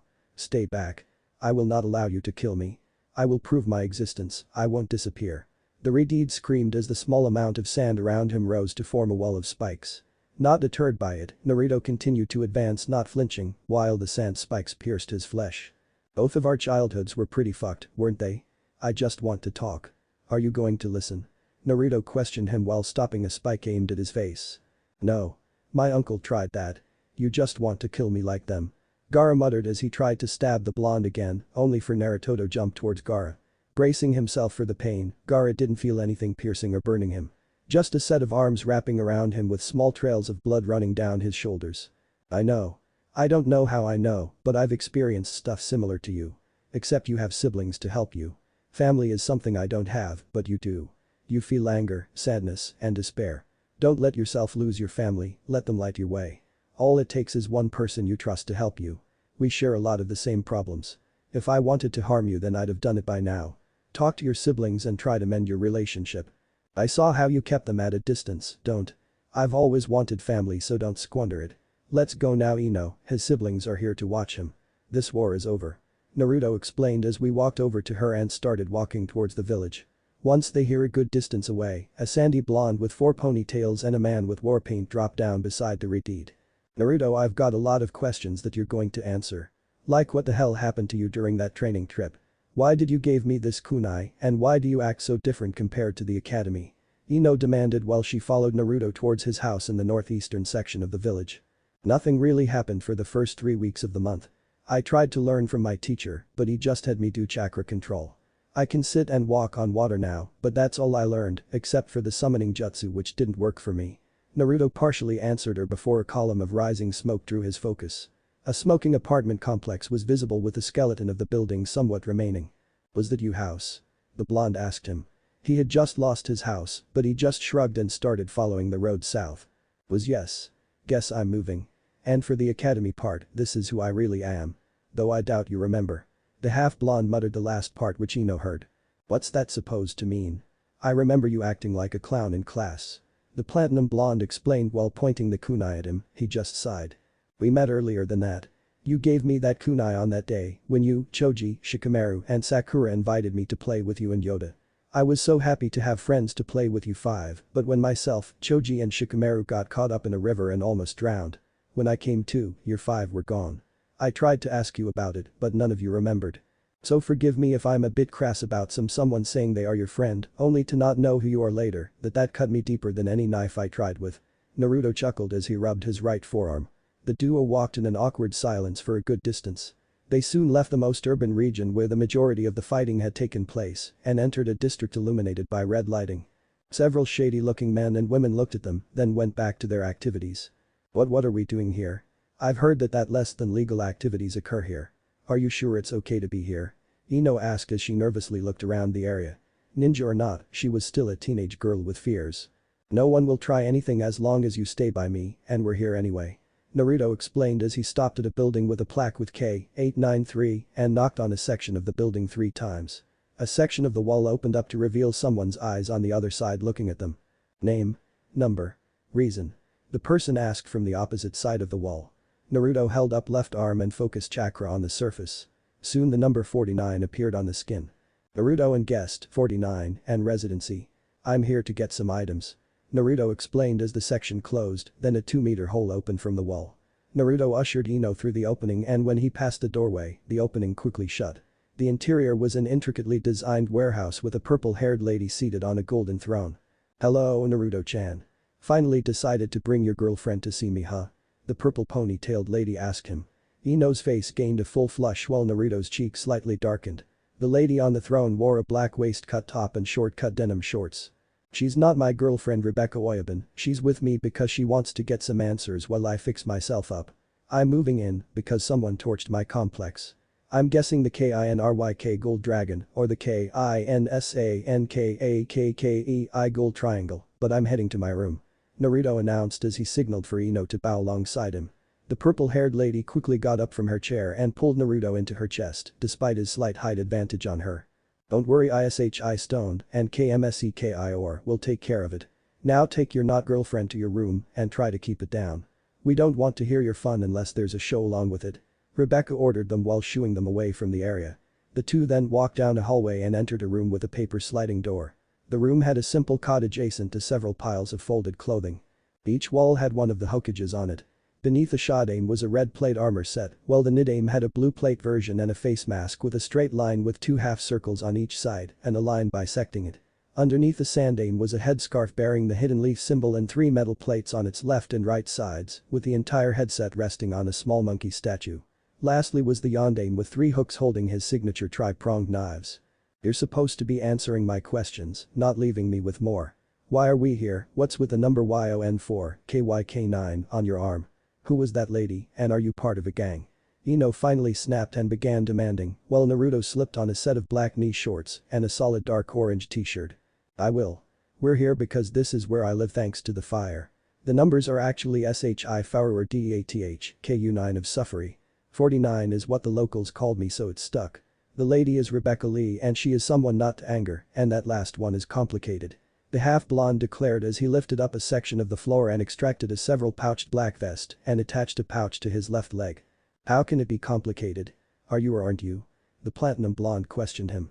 He replaced the board and started to usher out of the room. "It's complicated, Ino. Rebecca Oyabun and her crew have helped me out when I have needed it and are like my family. Which I believe you should get back to yours, after this war your parents will likely be worried about you," Naruto explained with a hint of bitterness in his voice before he pointed towards the southeast. "The Yamanaka district is straight that way and if someone tries messing with you then say 49 has sent you."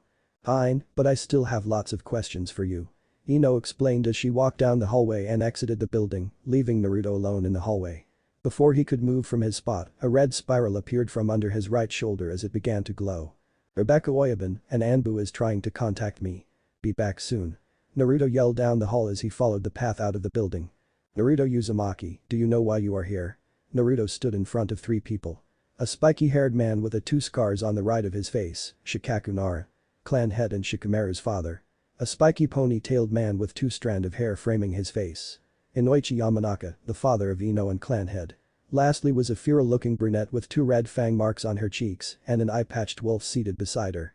Tsume Yuzuka, the clan head and mother of Kiba and his sister. "I assume it has to do with the attack on our village. It somewhat does." Shikaku spoke up, "Several Konoha residents fell during that assault, including our Hokage Hiruzen Sarutobi. You have been placed on a team that is to head out and find Tsunade Senju and return her to our village." "Alright, when and where? I'm going to need to know what to bring," Naruto asked with an emotionless look on his face. This time Inoichi spoke. "In 2 hours at the main gate.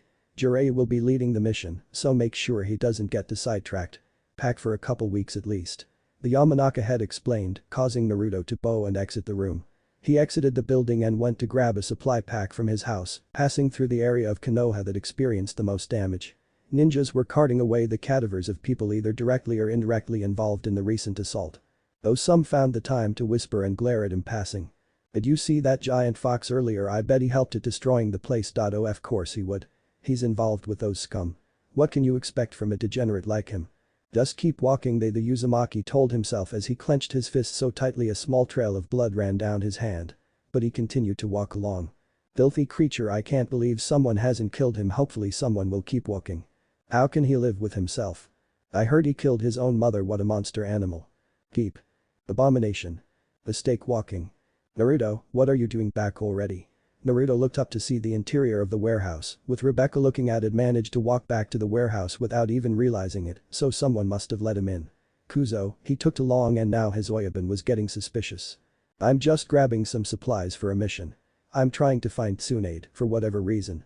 The blonde explained, causing her to laugh before chucking him a backpack and an ivory cup with Ikbet written on the top and 2 6-sided dice inside it. Tell Tsunade that we still need to have that drink and try to use that on her. She sucks at gambling, but that's the fun in playing with her. The purple-haired boss told him with a smirk.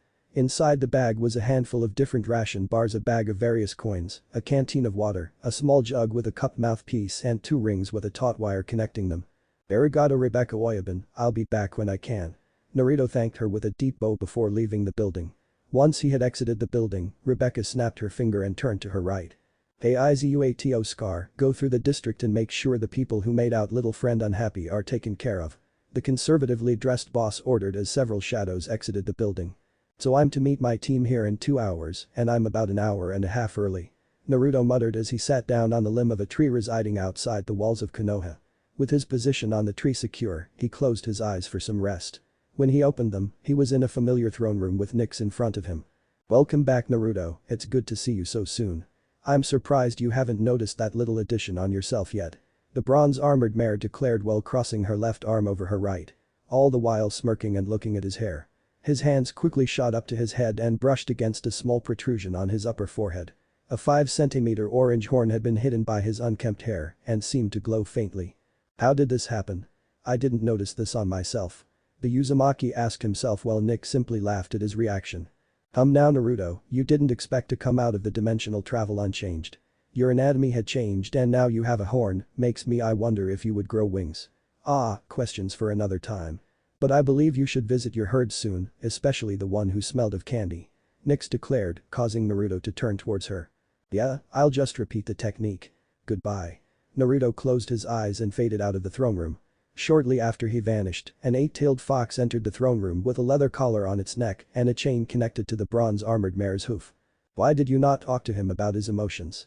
The fox asked in a bass heavy voice while tilting their head. I am a mare who has not socialized in a millennia, nor had the need to, and you are a fox soaked in his people's blood. I doubt he would take our advice as well as one of those mares. Nyx explained to the vulpine, causing the fox to nod. Outside the seal, Naruto opened his eyes and looked down from the branch. Ino was approaching with a decent-sized pack on her, and behind her was the white-haired pervert wearing a horn metal headband. Hey Iro Senin.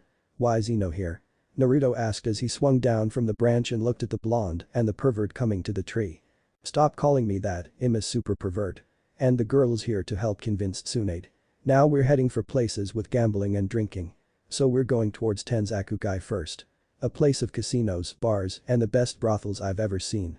Now we should be there by night, where you two will stay in a hotel, and I'll go look for some information. Jiraiya explained to them while they followed the southern road. But to the 2 juniors and senior ninjas traveling along the road, Naruto spoke. Are we actually going to learn something or are you going to go off and whore? The blonde asked the man, who handed him a scroll. You'll be learning how to use the Rasengan. A destructive technique capable of drilling or piercing attacks. Jiraiya demonstrated by holding his right hand and formed a screeching blue ball with eddies covering its body. Naruto opened the scroll. Several major pictures covered the parchment. The first picture was of a ninja holding a balloon with the water swirling inside it. The second one showed the balloon with several sections of the rubber stretching out violently. The last showed the previous 2 picture with an addition sign, signaling rotation and power for it. Naruto handed the scroll to Ino and turned to Jiraiya. This doesn't change that you left me alone when I was competing against someone I was underprepared for. Naruto declared with a scowl aimed at the pervert. Look, I needed you to get your powers under control. Yours and your other power. Jiraiya attempted to explain, only for a steaming arm to stop him. The Uzumaki was quite literally steamed and had begun releasing boiling water vapors from his body. So that's why you agreed to help me then? Just wanting me to treat the fox like a glorified battery to siphon from, then use me whenever I'm needed, right? I'm just a weapon to be used. Naruto questioned him with a smile, but also leaving behind a series of burning footprints in his wake. Careful, there's someone doesn't know what you're talking about. She saw me transform into a giant fox. In the past 24 hours, she's been more help to me than you were in an entire month. The teen snarled out before running along the road and leaving a like of burning soil there. I boar, I and you dog, tori bird, saru monkey, hitsu dammit. I, inu seru fuck. I, inu, tori hitsu dammit. Naruto sat in a forest clearing while trying to sign the correct hand sign. A blue light was being emitted from his hands and navel, while an orange light emanating from his forehead and traveling down his arms. In the distance, several loud explosions and a string of curses echoed from the forest. Naruto. What's going on? Ino yelled as she entered the clearing beside a stream with several copies of himself creating whirlpools in the water. Each one pulled their hand out of the water with a semi-formed water ball in hand. The ball soon collapsed, and the copy would repeat the process. Hey Ino. I'm just training. Venting. Both. Naruto told her as he tried mixing the blue-violet energy with the orange energy. Naruto, I've waited long enough. What happened to you during that month? You act mature, you look mature, and you still need to tell me about why you screamed about that rainbow. The platinum blonde demanded as she sat in front of him. The light soon faded from his body and turned towards her. He sighed and looked at her with his heterochromatic eyes. Yo, you wouldn't believe me, even if I told you. Try me alright. Naruto began, before the final exam started, Jiraiya had me preform chakra control exercises to better be able to summon the toads from their contract. Except when I tried the technique, several things went wrong. I summoned myself to another world or reality. I'm still not sure. But that place was filled pastel-colored ponies, unicorns and pegasi. Naruto explained as he lifted up his hair and revealed a smallish orange horn. No way, it gets better, because when I showed up, I had become a unicorn and appeared in a town that happened to be where a millennia-imprisoned monarch decided to appear to reclaim her throne. And that monarch had the power to control the night while her sister controls the day. So I got swept up in a group trying to stop the monarch. They managed to defeat her by using the literal power of friendship rainbow attack. Ino seemed uncertain about him. Now I'm not believing you, but you must admit it's ridiculous. Ino told him, getting him to nod. I would say so too if I didn't see it. But the only way I can really show you is to go there again. Naruto explained as the different colored light started to flow into his arms and his reveal a glowing orange and blue downward crescent. Alright, what so I do then? Ino asked as she moved in front of him. I think we'll have to use the two-handed hand signs. It should work. Naruto theorized while Ino hesitantly took his right hand and felt several foreign energies flow through her. Follow me. I, Inu, Tori, Seru, Tora Tiger. Naruto and Ino signed as the energies circled them and a cloud of smoke signaled their disappearance. So we just keep trying, right? One of the Narutos asked the general group. I guess so. Let's keep going until we're empty or we get it. A second clone ordered the others, receiving a round of hi from the clones. Ino, I want you to stay calm. Naruto's statement pierced the darkness, causing Ino to open her eyes. In front of her was an orange stallion in a dark-colored vest and a set of black shorts. In the distance, several foreign wood buildings with several different colored horses moving piles of lumber and rock. What? Where are we?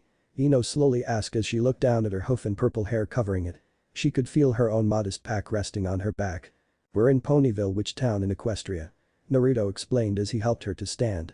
She managed to stand, albeit awkwardly. Luckily she did not have to accommodate for wings or a horn. You're a horse? The platinum questioned the blonde who had a dark fur patch around his left eye and a pack resting on his back. Before she could regain their bearings, a light blue mare in a star-spangled purple cloak and wizard hat was running their way with a light brown and red-roofed wagon in tow. Make way. The great and powerful Trixie is on her way through. The mare yelled while the vehicle bounced violently behind her. That and the wagon hitting a small divot in the road and caused the front right wheel to burst off. Oh. Here, let me help you. Ino, help her keep it level. I'll reattach the wheel. Naruto told her as Ino trotted over to the wagon and helped push it up. Naruto grabbed the wheel in his mouth and set back on the axle. He focused on his horn and used the crude magic to tighten the nut on the wheel's spoke. With it set, Ino released the wagon and moved to the front of the vehicle along with Naruto. Thank you, ahem. The great and powerful Trixie is a very busy show mare, but I thank you for assisting me. I take it you are not from here? The blue mare asked them while she pulled her cart to the side of the path and unhooked herself from the harness. Yeah, how could you tell? Ino asked back, confused by the pony's rapid deduction. Trixie is a mare of many talents. Your clothing and several other things pointed out that you are not from this town. Trixie boasted as she puffed out her chest with pride. I guess. So hello Trixie, my name's Naruto and this is Ino. It's nice to meet you. Naruto greeted her while holding his hoof out for her. Ino followed suit and Trixie shook Naruto's and then Ino's hoof. You have strange names, but Trixie does not judge others' customs. Trixie must be off, for the world has yet to see my shows. May we meet again. Trixie announced as she resettled into her harness and walked down the path. Before she got too far, Trixie turned towards the duo in a serious expression. Remember this, if you stay in Ponyville then stay away from that Twilight. Or bad things will happen. With the cryptic message announced, Trixie left the two alone. Let's head into the town. I have no idea what she meant or what happened. Let's go to the Liberty Tree near the center. There'll likely be answers there. Naruto preempted her question while helping her get her bearings as they entered the outer limits of the town. Hummo and Bone. The pleading female's question drew their attention to two conversing mares. A mint green themed unicorn was talking with a beige pony with a blue and rose streaked mane. The unicorn seemed to be trying to convince the pony of something. No Lyra. I'm not helping you with that, come on. If an Ursa has hands then why couldn't I? Now this was intriguing. Ino was the one to speak up. Excuse me, what are you two discussing? My friend Lyra is trying to get me to help her build some hands like an Ursa's for her to use. Bone explained, causing the two to tilt their heads. What's an Ursa? I'm guessing that it has something to do with the damage on the town. Naruto asked the mares who nodded. Yeah, an Ursa minor came through earlier and messed up a bit of the town. But its hands at what I focused on, it was able to grab things without magic. Just like human. Lyra told them and caused her companion to slap her face. Sorry about Lyra, she tends to focus on things involving hands and humans, come on Bone, maybe they'll want to help me with it. What about humans? Naruto mistakenly asked, causing Lyra to turn towards him mechanically.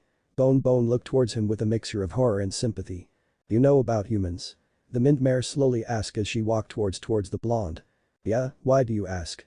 Naruto told her, unsure of if he should have answered. Lyra grabbed him by the hem of his shirt and dragged him towards some houses. Sorry about her. Your friend's been caught up in Lyra's obsession with humans, but I can take you there. My name's Sweetie Drops, what's yours? The mare asked as they followed the path Lyra had taken. I'm Ino Yamanaka, and he's Naruto Uzumaki. While those two were trotting down the road, Lyra had pulled Naruto into what was likely her house and sat him down on a chair. Immediately she slammed a book on the table and used her magic to open the book to anatomical drawings of two identical people without any reproductive organs or facial designs. The groins had a penciled question mark covering them. So you have seen creatures that look like this, right? Lyra questioned him as she pointed at the male's chest drawings. Yeah, I have. Let me try something I've been thinking about. Naruto told her as he moved to a clearing in the room and started focusing the chakra from his cutie mark and into his necklace and hooves. A cloud of smoke surrounded him and he felt his height shift to human height. But when the smoke cleared, he did not resemble his normal self. Wow. Are you a human? Lyra asked as she approached the humanoid figure. Instead of his tan skin, he had his orange fur covering his body and more prominently showed off his horn. He had all 10 of his fingers and toes, but had his same tail and equine face with 3 whisker marks on it. I should be, but something didn't go right. The mint mare didn't seem to care as her horn glowed while her magic encased his hands and held them in front of her face. Alright Lyra, can you? The beige pony trailed off as she led Ino into the house and saw Lyra with her face closely examining Naruto's hands. Bone look. Hands. Lyra yelled as she pulled Naruto over towards them and held the hands in front of their face. Wow, so is this a human then? Sweetie Drops asked as she examined his hands while Ino closed the door behind them. Not quite. Let me try again. Naruto announced as this time he formed the hand sign and focused scarlet energy along with his blue into his hands to have the smoke surround him. This time, the shaggy-haired blonde with tan skin and more concealed horn surrounded by his blonde mane. This is a human, at least to my knowledge. With him in his human form, Lyra quickly levitated the book over to her along with a pencil and began to scribbling into it. I have many questions. Like, what does your diet consist of? How familiar is your anatomy to ponies? Do all humans have horns or do you have wings as well? How does it feel to have hands? Lyra fired off as she continued to draw closer with the book following her approach. It depends. Fairly close. No, most don't, and pretty good I think. Naruto tried to keep track of her questions as best as he could while she violently wrote down everything. Excellent. Now what's the anatomical difference between stallions and humans? Lyra questioned him, causing the three to violently blush. Lyra heartstring. It's for medical reasons, still no. Fine then, what are the difference between male and female humans? The mint-colored mare asked him. Naruto, instead of answering, was surrounded in smoke. This time, a more feminine blonde with 2 pigtails and 2 noticeable bulges in the upper chest. On it Naruto, I thought you'd stop using that stupid technique. Lyra didn't care about Ino's comment and began immediately filling in the immediately noticeable changes. Smaller waist, slimmer physique, narrower shoulders, smaller face, and mammaries on chest. So humans only have one set then. Interesting. The mayor added the information to her sketches. Behind her, Ino seemed amazed by her recording skills, while Sweetie Drops went to the kitchen and started grabbing beverages. Is there anything else you need from me aside from nudity? Naruto asked in her feminine voice, showing the change wasn't superficial and stretched to his vocal cords and skeletal structure. Not much. How long does it take for humans to give birth, and are there any things related to birth? Lyra's question sent a blush across Naruto's face, so Ino decided to answer the question on the finer details of female. Geez, that sounds unpleasant. Naruto muttered as she was surrounded by the smoke and he trotted out of the cloud in his equine form. Yeah, it's unpleasant. Ino agreed with him before turning towards the green pony and seeing the sketches in the book. The first person had their shoulders and arms slightly increased along with more definition on his legs. The second figure had been reduced in several places with the chest larger and the face narrower. Incredible, I've been looking for information about humans and you just gave me so much. Could you show me that spell? Lyra asked him while Ino sat at the table and Sweetie Drops at a tray of 4 sweetened iced teas. I don't think I can teach you, but I've got something that could work, Naruto offered as he held his hoof out to her with the crimson and blue light radiating off it. Lyra sat the book and pencil on the table and pressed her hoof against her. She felt a surge of energy rush through her body, followed by a sudden height change. Lyra's Sweetie Drops trailed off as she saw the transformed mare. She had the same hair and green skin tone. But her face was smaller than her original, but still had her horn prominently on her forehead. Except she did not have any clothes or covering on herself, exposing her modest chest in private. I have hands. This is incredible. Look at my hands. They're not like my legs, and I still have my horn. What did you do? The transformed horse asked as she crouched down and grabbed his shirt, not covering her exposed self. I use chakra, which humans where I'm from can use, to transform you into what you'd likely look like as a human. I'm not sure how long it'll last, but I assume it'll last a while. Not sure exactly.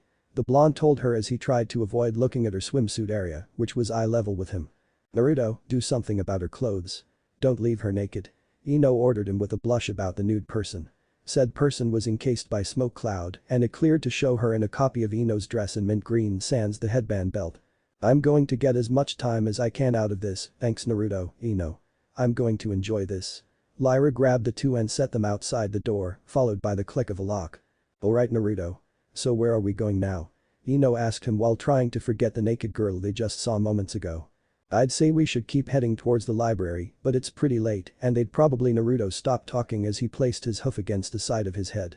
Naruto, sorry, some of the clones I left had popped. It's a bit of a head rush getting those memories at once. Naruto apologized to Ino. So your clones are physical and give you the memories back. That is pretty powerful and kin to Chidi. The platinum blonde told him, causing him to rub the back of his head with a laugh. Yeah, I'll show you the technique when we get home. Naruto stated with a grin. Ms. Muffin. Please, I need that back image Muffin with it. You can't. Rose, please help me. What's going on? Ino asked as she watched a gray Pegasus flying on a black cloud, holding a blue and gold screwdriver in her mouth while being chased by a brown pony with a white collar and green bow tie, along with a pale yellow pony with raspberry-colored mane. Ms. Muffin, please Muffin. Is this usual? Ino asked Naruto as they watched the pony fly across the town. If Derpy's involved then yes. A female declared from behind them, causing the sun-kissed blonde and the platinum blonde to turn around. Two very contrasting mares stood behind them. One had a light gray coat with a dark gray mane with a purple treble clef mark and the other had a very pale yellow coat with dark blue hair and light blue streaks. She wore violet lens glasses and had 2 8 notes marks on her rear. She's Derpy? Naruto asked as he watched a mare shoot a bolt of lightning from the bottom of the cloud. Yes, Ditzy Doer Derpy is quite the character. She keeps us our hooves with things like this. I feel sorry for the doctor because he's usually the one who usually gets involved in her things. The gray mare declared and the yellow mare nodded. Thank you, the mares seemed to take the hint. My name is Octavia Melody and she is Vinyl Scratch. Are you two visiting from Canterlot? I don't remember seeing you around much. The gray pony asked them with a skeptic look. No, we're not from Canterlot. Just visiting, looking around. Have you seen Pinkie Pie? I want my friend to meet her. Naruto's question seemed to activate a pink heat-seeking missile on a collision course with him. Naruto buckled as a pink blur landed on his back and 2 arms wrapped around his neck. Naruto could see a pink cloud of hair hanging down and partially blocking his vision. Knowing no further talking would be done, Octavia and Vinyl left the group. Hello, Ino, meet Pinkie Pie. Pinkie, meet Ino. She's from my hometown. Naruto explained as she hopped off his back and started shaking Ino's hoof vigorously. Hey Ino, I'm Pinky. It's nice to meet one of Naruto's friends. So Naruto, now we can celebrate your welcoming party. The pink pony announced as before she turned towards the blonde. Thanks Pinky, but I'm not sure how long me and Ino could stay. So we'll just have to have a small party. Naruto explained to her. Pinky seemed momentarily saddened but quickly returned to her cheery demeanor. That's okay, we can still have the bestest party. Follow me to Sugar Cube Corner, I always have a party set up there. Pinky told them as she started hopping towards a building resembling a gingerbread house. With her focused on the party, Ino leaned towards her fellow blonde. What's with the time limit? Jiraiya isn't expecting us back at any time. Ino whispered as they followed her inside the building and up the stairs. Because she's nice, I like spending time with her. Now Ino was confused, but before she could ask, Pinky opened the door covered in party supplies. The interior of the room was filled with tables of confetti boxes, a staircase with licorice railings, and several candy cane pillars to name a few. Welcome to Pinky's party bedroom. Stay here and I'll grab some other ponies and we can start this party, Pinky announced as she tried to run out of her room, but Naruto blocked her way. How about we just celebrate with the three of us? I'd prefer a small party. Alright then, I'll just go downstairs and whip up a couple of back in a jiff. Pinky told them as she disappeared down the stairs. Alright Naruto, what the hell were you talking about? You like spending time with her, but you also don't. Ino asked him as soon as the pink pony was out of sight. Because people who get close to me don't last long. I found out that my parent died because of me and someone I called my friend bled out in front of me. I watched their life fade from their eyes while I was helpless to do anything. If she gets too close to me then she'll end up like the rest. Naruto told her while a silence took hold of the room. It was broken by Pinky entering the room with a tray of cupcakes and sweets. When she sat down the treats, a green gator with purple eyes. I hope you don't mind me bringing my pet gummy. With her arrival, the party started. They discussed several personal interests like Ino and Naruto being into botany or Pinky's love for baking. As it progressed, Ino saw several things about Naruto she hadn't. It took a while, but she heard him laughing. Unlike the laugh she was used to back at the village, his current one sounded more relaxed and genuine. His posture was relaxed and didn't resemble the military-ready blonde she saw earlier. After a couple hours of partying, the two left the building and began walking along an empty street. Most of the rubble that was there earlier had been cleaned away, leaving them almost alone. Naruto, do you want to talk about it? I mean, it isn't healthy to bottle your emotions up. My dad could help you out if you want to. Ino offered the silent blonde trotting beside her. Fine. Do you remember when my team was sent on our first C-rank mission? Ino nodded. Well, it wasn't until we were outside the walls that we noticed something was off. Naruto began regaling her about the fight against Zabuza and the meet-up with Haku after. The meeting in the woods and their discussions about their relations, their family, and bonding. Finally him revealing that he knew who she was and their fight the following day. I met her again on the bridge with Sakura protecting the bridge builder and Sasuke backing me up. I managed to hold her back and everything seemed to be a stalemate until Kakashi activated his Rikiri blade and aimed it at Zabuza's heart. I could see Haku aim to block it and I tried to stop her. I wasn't fast enough and I watched his lightning-coated hand burst through her chest. I rushed over to her and held her in my arms as she died. Shortly after, the tyrannical Gato appeared and spoke something horrible. Then I say only read. I don't know how long passed, but when the haze cleared, I was surrounded by blood and corpses. Zabuza lay holding Haku, and his blood-stained weapon was in my hand. Naruto finished telling her while staring at the ground. What? Naruto, you need help. Why didn't your teacher tell the Hokage you're my father? Or you try to seek help? Ino asked him, horrified at the story. For someone her age to have his hand stained with blood, yet he acted for the entirety of the Chunin exam like nothing had happened.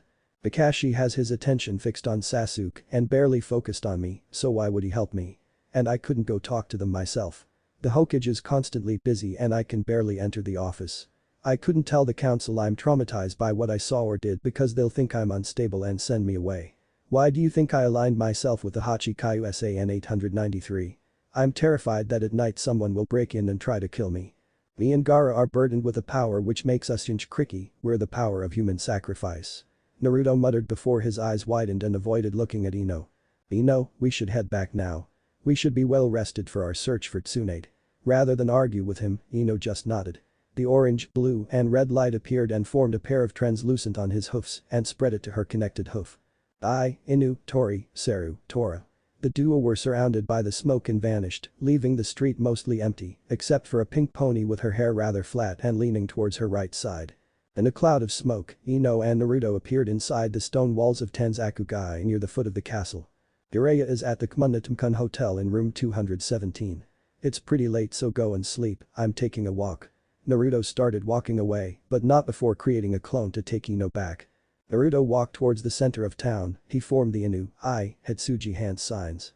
His vest and shirt changed to a dark gray, while the half of his hair changed black. His eyes changed both to a dark blue and blurred his whiskers. On the left side of the empty street was a simple bar.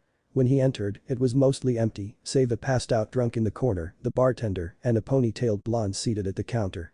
Taking the empty seat beside the blonde and signaled for a round before looking to the young girl on his right.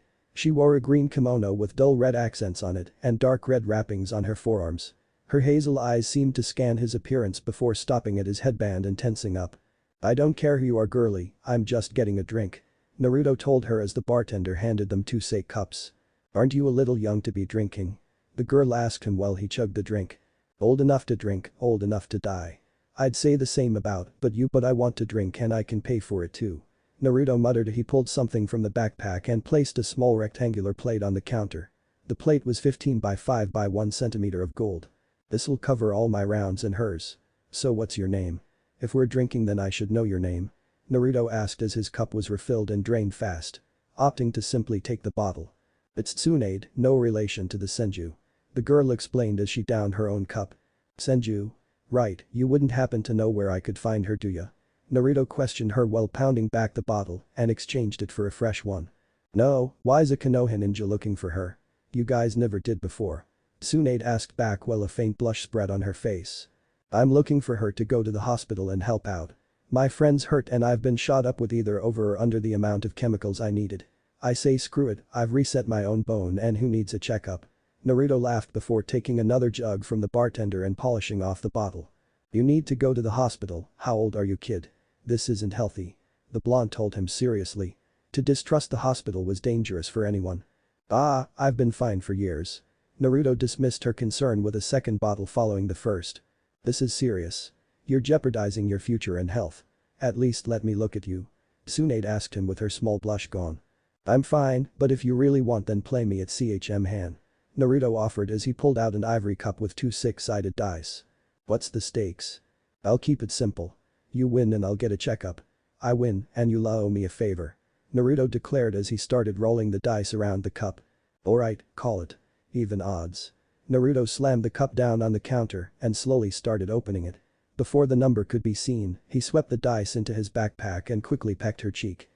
You'll have to find me later Tsunade. Name's Naruto and good luck finding me. Hahaha. The teen told her while running out of the bar. After he left, a shoulder-length lady with black hair and dressed pig in her arms entered the bar. Lady Tsunade. Please don't run off again. I'm sorry sir, how much did she drink? The lady asked the bartender as she reached into a pouch to grab the bills. Don't worry about it. Some kid came by and paid for his and her rounds. So take your kid and go. She shouldn't be up this late. The liquor dispenser advised as he picked up the 2-cup. Yeah, some cheeky kid named Naruto paid for the round. Well wasn't that nice Lady Tsunade? Shizune asked her teacher while leading her out of the building. Yeah, but he made me a bet and I didn't see how the game ended. We're looking for him later. The small-sized lady ordered her as they headed towards their hotel room. Outside the town, Naruto stood staring at many copies of himself. His pack, shirt and vest lay under a tree neatly folded. With eye silent beckoning each copy rushed at him with either their fists cocked or a knife held in the reverse grip. He blocked the first fist and stabbed his clone with the approaching knife of another clone, causing them to explode. He quickly spun around to grab the arm of another clone and slammed down on the elbow. Exploding into a cloud of smoke. The clone used the smoke to fire his knife which left a gash bleeding down his arm. A second leapt out and held him as a standing full Nelson, while 3 others charged at him to deliver a barrage of rapid punches. The original reached back to grab the head of the copy and threw him into the 3, destroying them with the force. By now, the wound had sealed shut and the dried blood covered the arm. From the canopy, a clone dropped with a knife aimed at his throat.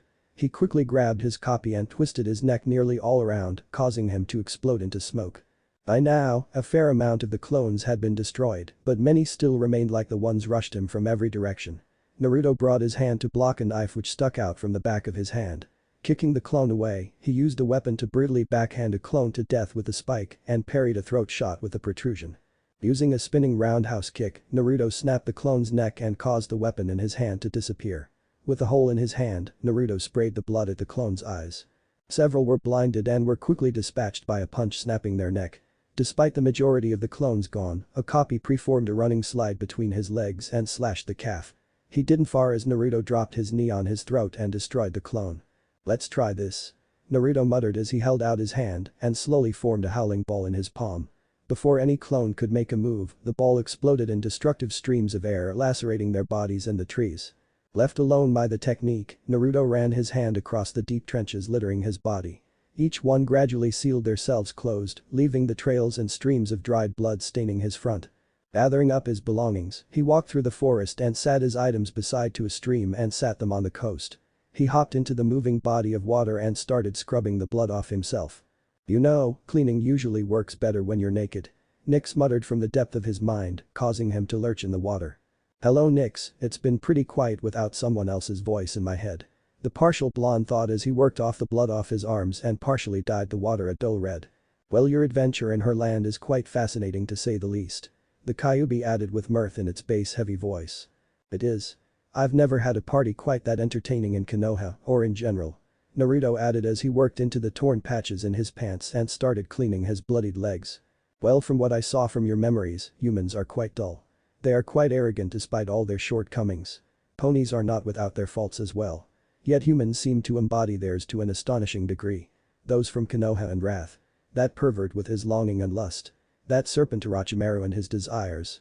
Well, they are fine alone, your people are embroiled in them," Nyx declared while Naruto moved to cleaning his chest with his hand lingering on his chest. "Humans are a violent race, that's true, Haku's father, the general residents of Suna and Konoha. But there's some good. Michiraku and her dad, as well Hinata.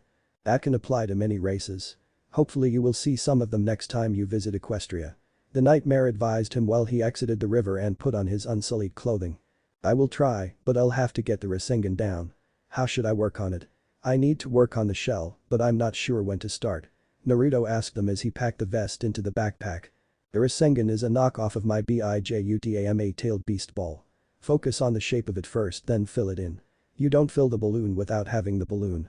With an actual hint on what to do instead of a vague drawing, he started forming hollow balls of chakra and began filling them in with a swirling torrent of chakra. End. Story start. In the light of early dawn, the creaking of a door was heard. Sprawled out on one bed was the old pervert who reeked of liquor and sex. The second bed was stark contrast to the first with Ino lying on the bed with her backpack laying beside her. Beside the door, Naruto entered the room and set his pack in the corner.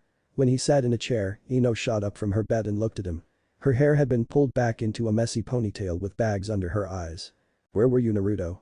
It's morning and you're just getting back," the blonde demanded as she climbed out of the bed, now noticing the cross-work of tears and dried blood on the pants. "I was out training. So clean up while I wake up that old pervert," Naruto told her as he walked into the bathroom. Rushing water was heard, followed by the sloshing of water. He walked out holding the ice bucket and threw the water on Jiraiya. The drenched pervert quickly shot up and turned towards Naruto. "Clean up, we should get going soon," the black blonde ordered him while he set the bucket down and started rummaging through his bag. Jiraiya stumbled into the bathroom while Naruto slipped on a black t-shirt with a red spiral. "So you spend the entire night training? You should have accompanied me back to the hotel," Ino reprimanded the partial blonde, who merely shrugged. Jiraiya exited the bathroom and Ino went in to freshen up. "So kid, does she know about your friend?" the sage slowly asked while the sound of the shower running could be heard. "I'd hope so. She saw me transform into a giant fox," Naruto bluntly explained to him while reaching into the bag to pull out a fist-sized bag and tucked it into pocket, a cup with 2 six-sided dice, and attached the 2 weapon pouches to his legs. "What? Is the Kyuubi trying to break out? Is the seal still intact?" the sage asked as his one hand started glowing and the other lifted up his shirt to examine the seal. A clockwise spiral appeared around his navel with 5 outward-facing tomos with negative cracks in them. Around the outside was the same 8 prongs of text, except they appeared to smudged. "Did you tamper with this seal? It looks like someone tampered with it," the perverted sage asked while he prodded the marking. Unbeknownst to them, the shower stopped and Ino exited the bathroom in her usual clothes to see the old man poking at a kid's stomach. "Can we go look for Tsunade now?" the blonde asked as she tied her hair into her distinctive ponytail. Naruto pushed away his hands and straightened his shirt. "Yeah, let's go.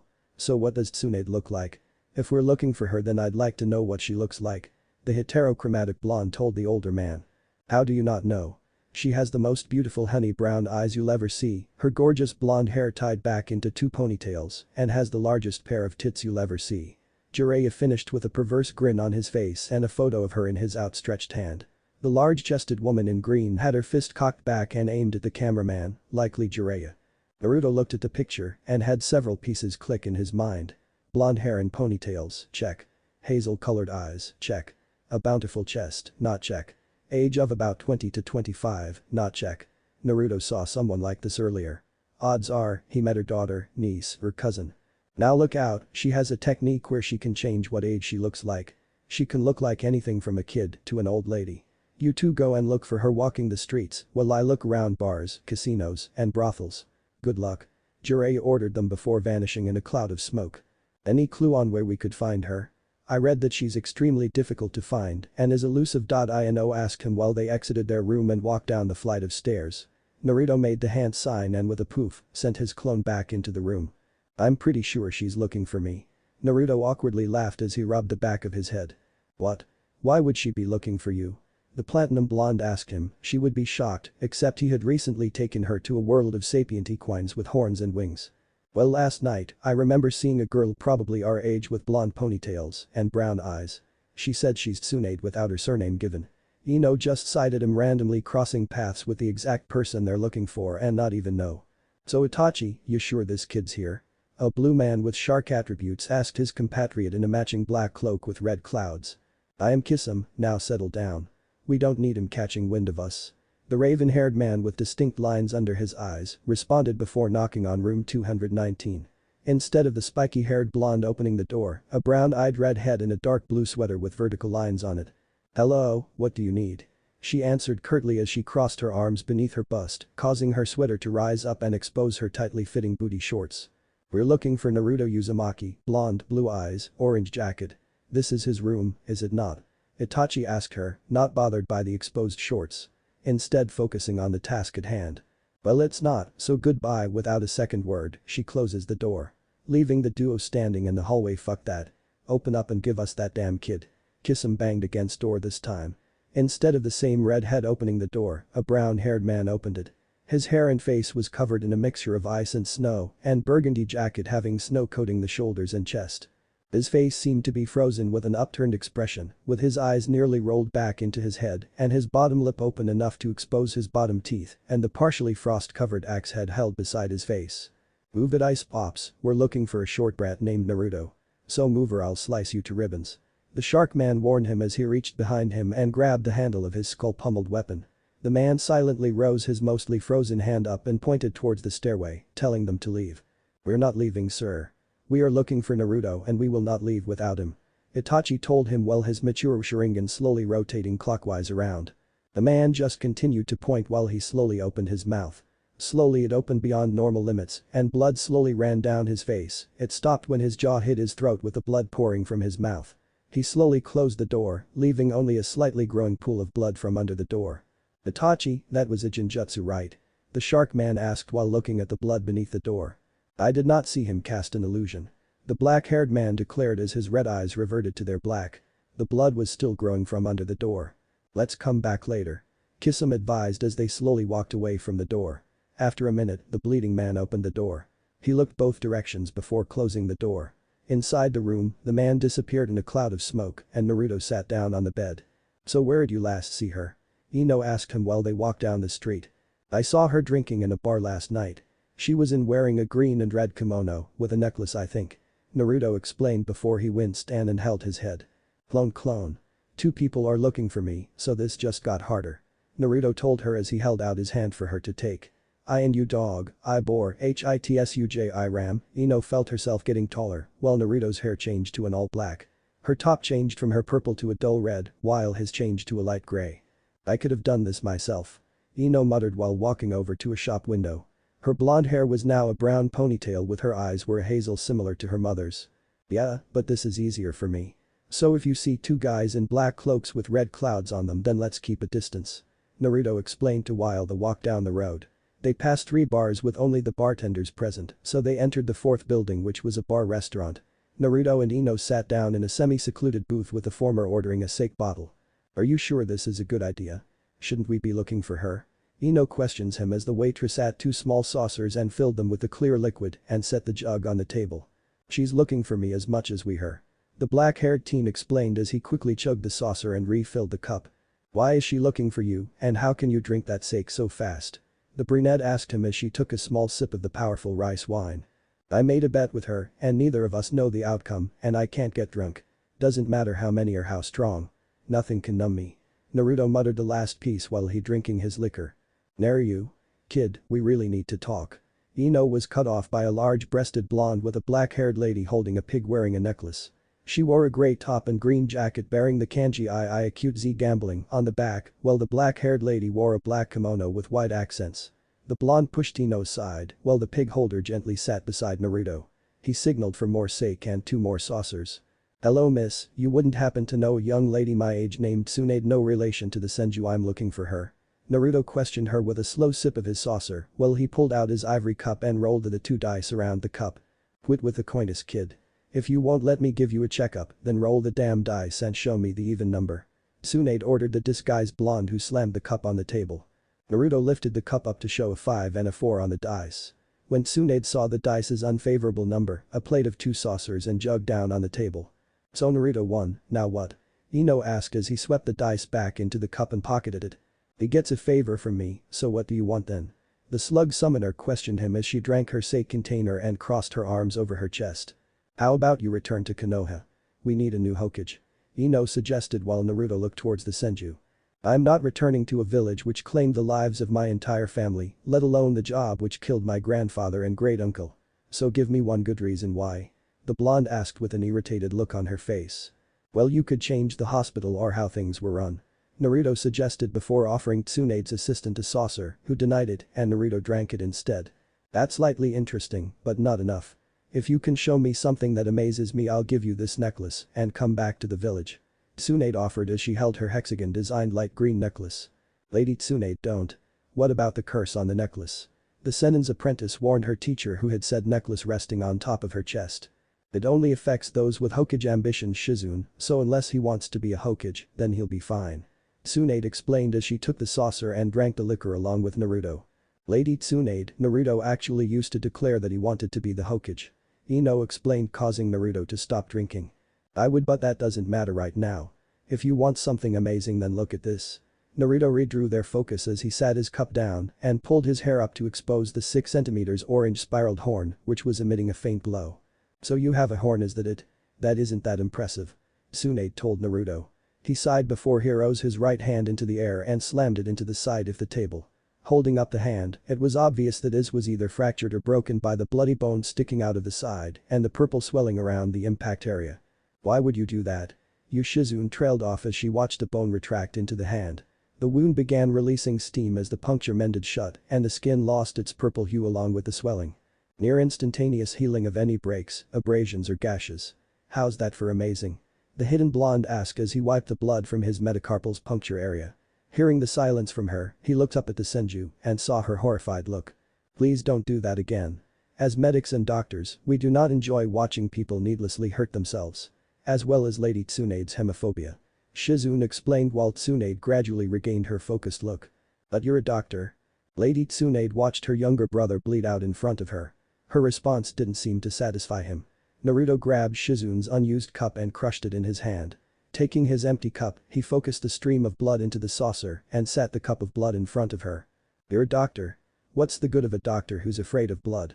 Would you allow a patient to die because of your negligence or inaction? What about someone bleeding out in front of you? Naruto asked her as he played a dangerous hand. Opening his hand with the shards of jagged ceramic, he slammed it into the left side of his chest. He twisted it before ripping his hand away with a patch of blood growing on his chest, with several small shards sticking from his chest. Oh my goodness, why would you do that? Hold still, this is serious. Shizune declared as her hand started glowing green and tried to stop the bleeding. Naruto stopped and pointed his unstained hand towards the doctor. Hum on Tsunade, Naruto muttered as the illusions faded on the duo while his arm kept up to hold Shizune away. Revealing his mixed mop top, discolored skin, and Ino's platinum blonde ponytail. Lady Tsunade, please help him. Ino pleaded while the blonde slowly rose to his feet and pushed the black-haired pig holder out of the way. He slowly stood in front of the table. I can't. The Senin muttered as she looked down at the table before she saw the cup of blood. "Oh come on," Naruto wheezed out before collapsing down on his left leg while blood trickled down his jaw. His eyes seemed to gloss over before he collapsed down to both knees. Steam was visibly flowing from his shirt. "Damn it. Shizune, clean up that cup and follow. Get ready to operate." Tsunade ordered as her assistant grabbed the bloody cup and she picked the bleeding teen in a bridal carry. "See, I'd know it'll work," Naruto drawled out before throwing a coin at the table. "Just shut up and try not to die. Focus on breathing and keeping your blood inside yourself." Tsunade told him while they ran into a nearby park and laid him down on a barren patch of dirt. The doctor's hand started glowing green and cut the shirt down the middle, exposing the ceramic shards buried into his chest. Tsunade used her chakra to pull the shards out of his chest, while Ino and Shizune took the fragments and sat them on the ground. Once the largest parts were removed from his chest and hand, she worked on extracting the granular shards of ceramic lodged around his heart. They were methodically removed while the wound steamed shut behind her. Once the many holes were sealed, Naruto rose and wiped the blood from his face. "There we go, everything worked." Naruto's triumphant statement was cut off by a loud smack, followed by a numbing pain in his left cheek and him soaring through the air and smashing through one tree and embedding into the second. Of all the asinine, moronic, ill-considered, insane, scatterbrained, nonsensical and idiotic ideas I have ever heard, that had to be the most stupendous and dim-witted ideas ever conceived in the history of humanity. "How the hell did you think this was a good idea?" Tsunade reprimanded him while slapping him repeatedly. "It worked, didn't it?" Naruto coughed out, causing Tsunade to stop slapping him and glare. "Whether it worked or not, it was still idiotic and you will never do that again. The Senju princess explained to him as he dug himself out of the tree. "I don't know about that. Why would I listen to you? It's not like you are the Hokage and have the power over me." The blonde muttered, causing Tsunade to sigh before smiling at him. "Looks like I'm going to be the Hokage and making sure you don't hurt yourself like that. I could also make you have medical checkups whenever I felt like," Tsunade explained, causing Naruto to pale. "And now wait, you wouldn't want to do that." He attempted to dissuade her as he wiped the blood from his chest. "Nope, it's already decided. You've convinced me to be the Hokage, so myself, Shizune and Tonton are going to get our items. Once we get to Konoha, you are having that checkup," Tsunade explained as she walked with Shizune and Tonton back towards where their hotel likely was. Naruto turned around, only for another slap to sting his cheek. "Why would you do such an idiotic thing? What if she didn't get to them in time or couldn't?" Ino yelled as she continued to slap him until he grabbed her wrists and looked up at him. He had a mostly vacant look and a hollow smile on his face. "I can't die, Ino." Asphyxiation. Incineration. Extirpation. Evisceration. None really stuck and there's especially no way I would die to ceramic. Naruto explained as he released her wrist and started walking away. A hand landed on his shoulder and Naruto slightly flinched before he spun around with a kunai in hand, threw Ino to the ground. He swiftly pinned down on her back with his knife-held reverse grip aimed at her neck. He quickly released her and tried to tree hop away. He didn't get far before he was tackled to the ground by Ino. "You're not running away after that. You're going to explain what the hell is going on. No roundabout nonsense, no running, just tell me." The other blonde ordered as they stood up and Naruto dusted himself off. "Alright, do you know how to enter mines? Cause it would shorten the time for the explanation." Naruto asked her as they walked further into the park and sat cross-legged on the ground. "I do, are you ready?" Ino asked him, getting a nod. She placed her hands on top of his and this time focused on sending her chakra into him. Faint glowing blue lines appeared from around Ino's navel and stretched up her chest, along her arms, and followed a similar path towards Naruto's navel. Around his navel, the black lines of the seal appeared and began to connect to his dense network of glowing streaks. They each closed their eyes and began synchronizing their breathing. Ino opened her eyes and stood up to see the room within his psyche. Polished black granite stones made up the walls with white flakes, making them resemble the night sky. An empty black throne in front of a large window with a crescent moon and stars illuminating the room and the staircase across the side. The massive castle room door swung open and revealed Naruto standing in a long hallway with torchlight illuminating the path, with 12 doors on either side and a door with iron bars sealing the door.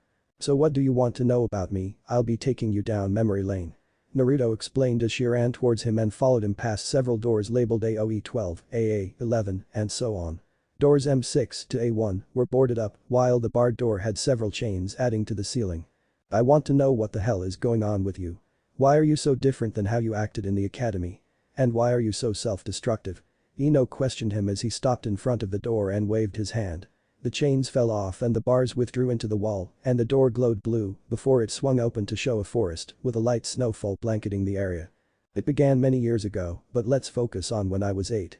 Naruto began as she followed him into the forest. Almost immediately, Ino could feel the cold but none of the frigid grasp. A young girl with a bluish hair and in a dull red jacket was surrounded by 3 older-looking kids. Their faces were hazy with no definition except for their eyes. They seemed to be mocking her for something if the pointing and jeers were a sign. The trio were soon struck from behind by a rock thrown by a blonde in a white and orange jacket with a red scarf and green goggles fixed on his forehead. "Screw you guys. Why don't you pick on someone your own size?" The blonde yelled as he threw several more rocks which struck their heads, sending them scattering. Shortly after academy began for the year, I had decided to take a walk through a forest. Naruto explained as his younger self walked over to the young girl. "You okay? They didn't hurt you, did they?" Naruto asked her as he knelt beside her, noticing a slight shiver from her. I'm fine," she muttered before Naruto tilted up her chin and saw a scuff on his chin. Naruto unwound his scarf and wrapped it around the small scratch.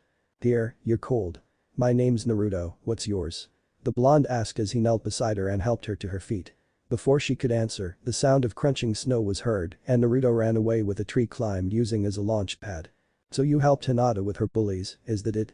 Ino asked before the two were dragged along with the younger blonde. A small object flew towards the child's nape and the entire world grew dark. "I wish that was it, but it began for me the next moment." The semi-blonde corrected her as the black changed to a dimly lit warehouse with a light bulb resting over a blonde chained to a metal chair. From the darkness, several vague people appeared. They had either wide eyes, colorless spiky hair, or red eyes. What's going on?" The young child asked before the chair had its back slammed into a pool filled with salty ice water. His head was trapped below the surface while he struggled against the weight of the chains.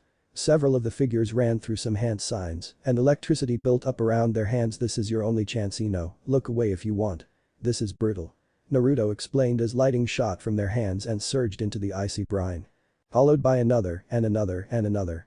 The iced water was repeatedly shocked by successive bolts of lightning. After they stopped, an electrified hand ripped the patchy blue child from the water and slammed the chair onto the ground. One of the unoccupied people grabbed a barrel with a yellow circle and black drop in it. They ripped open the drum and poured the black liquid on top of the small child's body. The viscous goo clung to him like a smothering blanket. "Sweet Kami," the blonde chalked out as several identical drums were overturned and spilt the black fluids across the floor. The people each ran through several hand signs with several TORA tiger appearing. They each ended with a belch of fire consuming the building and the child light a candle. Ino whimpered as she fell to her knees with fire consuming the building and a child's scream echoing across the space. The still standing barrels caught fire and exploded, showering the unburnt areas in fire. For seemingly hours, the area was consumed in fire with the imprisoned child having long been silenced by the flames. When the fire died, ash and metal with a charred object trapped in blackened chains. More hours passed and soon a door fell open to reveal a brown-eyed girl with purple hair and black full bodysuit. "Please kill me," the charred figure wheezed as small parts of burnt skin fell off to expose bright pink skin. "Oh Kami. Hold still kid, I'll get those chains off." The lady explained as she approached him and peeled the chains off his body. Sections of flesh stuck to the chair and chains. "Hold on kid, Kami. Who did this to you?" The lady asked while she picked him out of the chair and carefully carried him out of the building. The area turned dark and changed to the academy classroom with Naruto flicking paper balls around the room. "Does that explain it? I helped out Hinata out and I was tortured for it." That Naruto Uzumaki, who was serious, was hurt for helping. So Naruto Uzumaki, who was a prankster and didn't take anything serious, wouldn't be. He explained before the room started flashing and they felt a sharp pull on their mind and the room disappeared. "Ah!" Ino yelled as she recoiled from him and stood up to look around the park. Jiraiya came stumbling into the park and saw Naruto sitting on the ground with Ino's skirt being eye level with him. "Hey kids. You're supposed to be looking for Tsunade, not messing around with each other. Come on." The adult ordered as he walked towards them, then dodged a rock aimed at his head. "Shut up you perv. We already found her." Naruto muttered as he stood up and rubbed his head. "You found her? Big chest, blonde hair, smoking hot. How'd you find her?" The man asked as he decided not to comment on his split shirt. "I entered a bar, made a bet, and now she's going to Konoha." Naruto declared simply as he started walking back towards the hotel. "How did you convince the most difficult to convince woman ever to live to return to Konoha? Even a bet couldn't convince her." Jiraiya questioned Naruto as the semi-blonde started running back to the hotel. "Ask her yourself, I'm packing up and going home." Naruto yelled while he continued to run along the path of the city. Jiraiya quickly followed after him. "You have seen his world, what will you do now?" A wispy voice asked Ino, causing her to look around and see no one. She decided to follow after the two. Behind her, a thin purple mist appeared around her feet before it vanished. Meanwhile Naruto continued to run along the road before he slammed into someone in a black cloak. Tilting his head upwards, he saw a blue shark man and a less emo-looking adult Sasuke. "Sorry about that, but I gotta go." Naruto's retreat was halted by the Ravenette's hand landing on his shoulder. "Naruto Uzumaki, correct?" they asked with their eyes activating to show the Sharingan slowly spinning. No." The Uzumaki muttered before leaping back to avoid a bandaged sword swing aimed at his legs. "Let's skip this and just chop off his legs. It'll be a lot faster." Sharkman Kisum told his partner as he swung at Naruto again, narrowly missing his chest. "Just try not to kill him, we need him alive." Itachi explained as his Sharingan tomos fused together into a clockwise triple shuriken and with the call of Amaterasu, the black flames burned through the air and clung to his body. Despite the all-consuming black flames clinging to his body, Naruto lunged at Kisum with his fist cocked back and Superman punched the fish in the face, scorching his face and making his sword squeal before making the weapon and its master recoil. Overhead, large shadow appeared causing the combatants to leap back and narrowly avoid a massive toad with two swords strapped crossed on its back. "Jiraiya of the Sannin. It appears that our opportunity has ended. Come Kisum, it seems that we must go." Itachi explained as the duo vanished in cloud smoke or water respectively. "Naruto. Hold still, I'll seal it away." Jiraiya yelled as he unrolled a scroll and tried to seal the flames away. Instead, Naruto began glowing a dull violet, shed his outer skin with flaming layers of burning skin flakes, then took the cup before it could be burned. His shirt and his pants slowly burned in the black fire with his skin. Ino had been watching the display, but before she could ask him the naked teen ran away from the area. His shed flesh had been reduced to less than ash, with the last section of the fire burning away the last of its fuel. "How did you do that?" Ino asked the black and blonde Uzumaki who was fully clothed in a plain black shirt and black pants and his pack fixed to his back. "My body made more cells than what was burning and managed to shed the burning tissue. It wasn't fun or pleasant. But it worked, so let's get going back to the village." Naruto causally explained as he placed a small coin on the bed and leapt out of the window. Ino followed behind him and kept up, barely, with him. "So, how do you feel about what's happened recently?" Ino asked as her pack slightly shifted with each leap along the building tops back towards the road leading towards Konoha. "I'm a bit sore from earlier and my skin's a bit sensitive, but other than that I'm fine. Really, I'm more concerned about how long Jiraiya can go without pissing off Tsunade." Naruto joked as they drew nearer to the road and a slap was heard. "Really? I've been inside your brain, isn't there anything else you want to talk about?" Ino slightly pressed while three adults and a pig were becoming more visible on a road. "Well, I'm a bit sad with Hokage dying. But just another family member who died."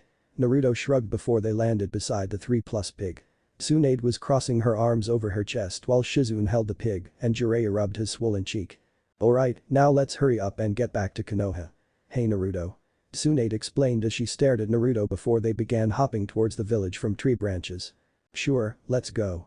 I can't wait to get some sleep." Naruto muttered while they ran towards the village in mostly silence. With their above-average ninja speed, the massive walls of Konoha became more visible. "And I told him, that's a mirror," one of the two guards declared, causing the two to burst out laughing before they noticed the approaching group. The head-banded man in bandana and the man with bandages on his nose saluted the approaching group. "Lord Jiraiya, Lady Tsunade. They are expecting you at the Hokage Tower immediately." The bandaged man explained as they moved to the side and the group ran directly towards the tower with Jiraiya being in front for obvious reasons, followed by Shizune and Naruto, with Tsunade and Ino following from the flank. Several conversations were picked up in their passing. Is that Tsunade? Why is she with that? Maybe she's going to execute it. Hopefully she will. WOW kid, what did you do to piss off so many people? Tsunade asked as she slightly sped up and leapt beside him. "Being alive." Naruto muttered while they landed in front of the Hokage Tower and quickly ascended the staircase. Before they opened the door, several conversations were heard from inside the room. "He's a traitor. He's the last Uchiha we have available. How is he any different from his brother now?" With this, Tsunade kicked open the door. An aged man with spiky gray hair and green glasses, a gray-haired lady with two tight buns pinned by an ornamental needle, and a heavily bandaged man with his right eye and right arm held in a sling across his chest were arguing with Tsume, Shikaku, and Inoichi. "Excellent, Lady Tsunade or Lady Godin, we need your opinion on an act of treason," the Inyazuka stressed as she glared at the aged three advisors. Sasuke's actions were not done of his own volition. The mark Orochimaru gave him has manipulated Sasuke into following him. "We need to send an immediate rescue divisions out to return him to the village," the bandaged elder advised as he slammed his cane on the ground. "He left on his own, Danzo. Anko was never tempted to leave. He's a missing nin and deserves to be treated as one. We need to send the hunter nin after him." Tsume pressed while not relenting in her glare at the aged man. I just want to sleep, so how about you just send a capture or kill team after him? They're going to be fighting, so either get someone or a squad who's really strong. Naruto passively suggested as he tried to exit via the window, only for the Senju's hand to land on his shoulder. Then gather up a small squad and meet at the front gate. Tsunade ordered before Shikaku held up his hand. We are in short supply of advanced ninjas, so you'll be limited to mostly your class or some chunin to assist. We are needing an immediate response for the mission. You have an hour at most to prepare for the mission. The older Nara explained, causing Naruto to sigh and form his clone seal. A cloud of smoke appeared and 15 Narutos jumped from the window. At the front of the gate, several ninjas stood ready. An obvious Inuzuka female with 3 gray and white dogs, and she wore the dark green vest. Niji Hyuga stood beside her with Naruto and the cloaked teen, with a faint buzzing noise being heard from inside his coat. Alright, Hana, Shino, Niji, we're going to capture Sasuke. You 6 are probably the best hunters I know. Niji and Shino to track his chakra, while Hana and the Himari triplets track his scent. So I let her take the lead. Naruto explained as he rubbed his face and turned move to allow the Inuzuka to take command. Okay, so we have picked up the scent of Sasuke and about 4 other ninjas. The scent is slightly old, but is still. I want Niji to check with his Byakugan and Shino check with his bug. The Inuzuka ordered as a cloud of bugs flowed from Shino's coat and the veins around his eyes became pronounced. As they did, Naruto created a horde of clones who stood in a 7x3 group.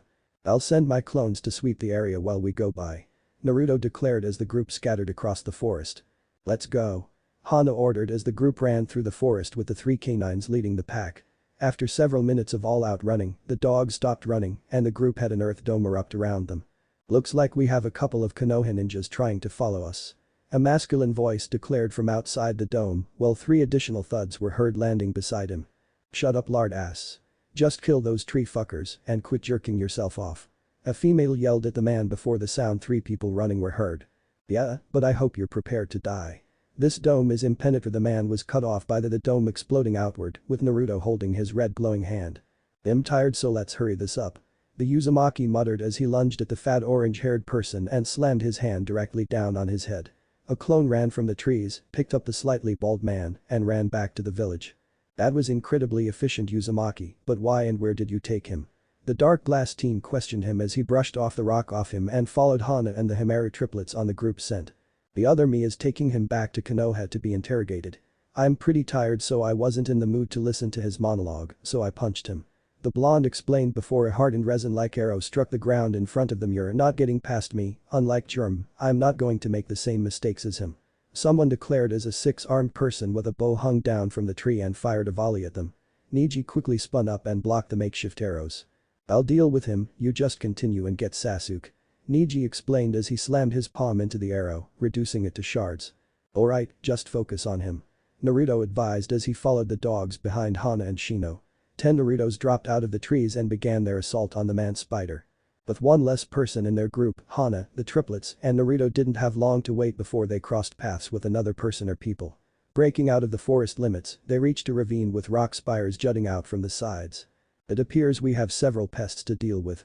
A male voice echoed throughout the area, followed by a second voice agreeing with him. Soon, a person appeared from behind a rock. He had 2 heads of identical people staring at them, with one looking over their shoulder with their necks starting from their back. Can you handle them? There's still about 1 more person carrying Sasuke and I need to deal with that immediately. Naruto asked as several identical shadows appeared around the edge of the ravine. Yeah, hurry up. We'll be following you shortly. Hana agreed as her 3 dogs formed an offensive triangle around her and a swarm of insects flowed from his sleeves. 7 Naruto clones stood on the borders of the area. Alright. Let's go. Naruto declared as 3 shadows followed him as he left the ravine and moved to the dense forest near the Valley of the End. Chakra was flowing into his limbs with a faint crimson fox cloak manifesting around him. Soon, the sound of a flute resonated through the trees. So tree fucker, you've come to fuck with me, huh? The female asked as a flash of red was seen traveling between tree. If we're going to fight, then I'll start. I'm Naruto Uzumaki, so let's fight. The Uzumaki declared as he dodged a massive studded club tearing through the tree. You shut your ass mouth. No Uzumakis left except for me. The snake and his cock sleeve made sure to tell me. She yelled as 3 massive meters-tall monsters appeared. One had long hair, no ears, a simple tunic outfit and a club held in its hands. The second had no shirt, bandages covering its eyes and spike tools bound to the arms. The last had its entire upper body covered in bandages and had no arms. Then they're wrong.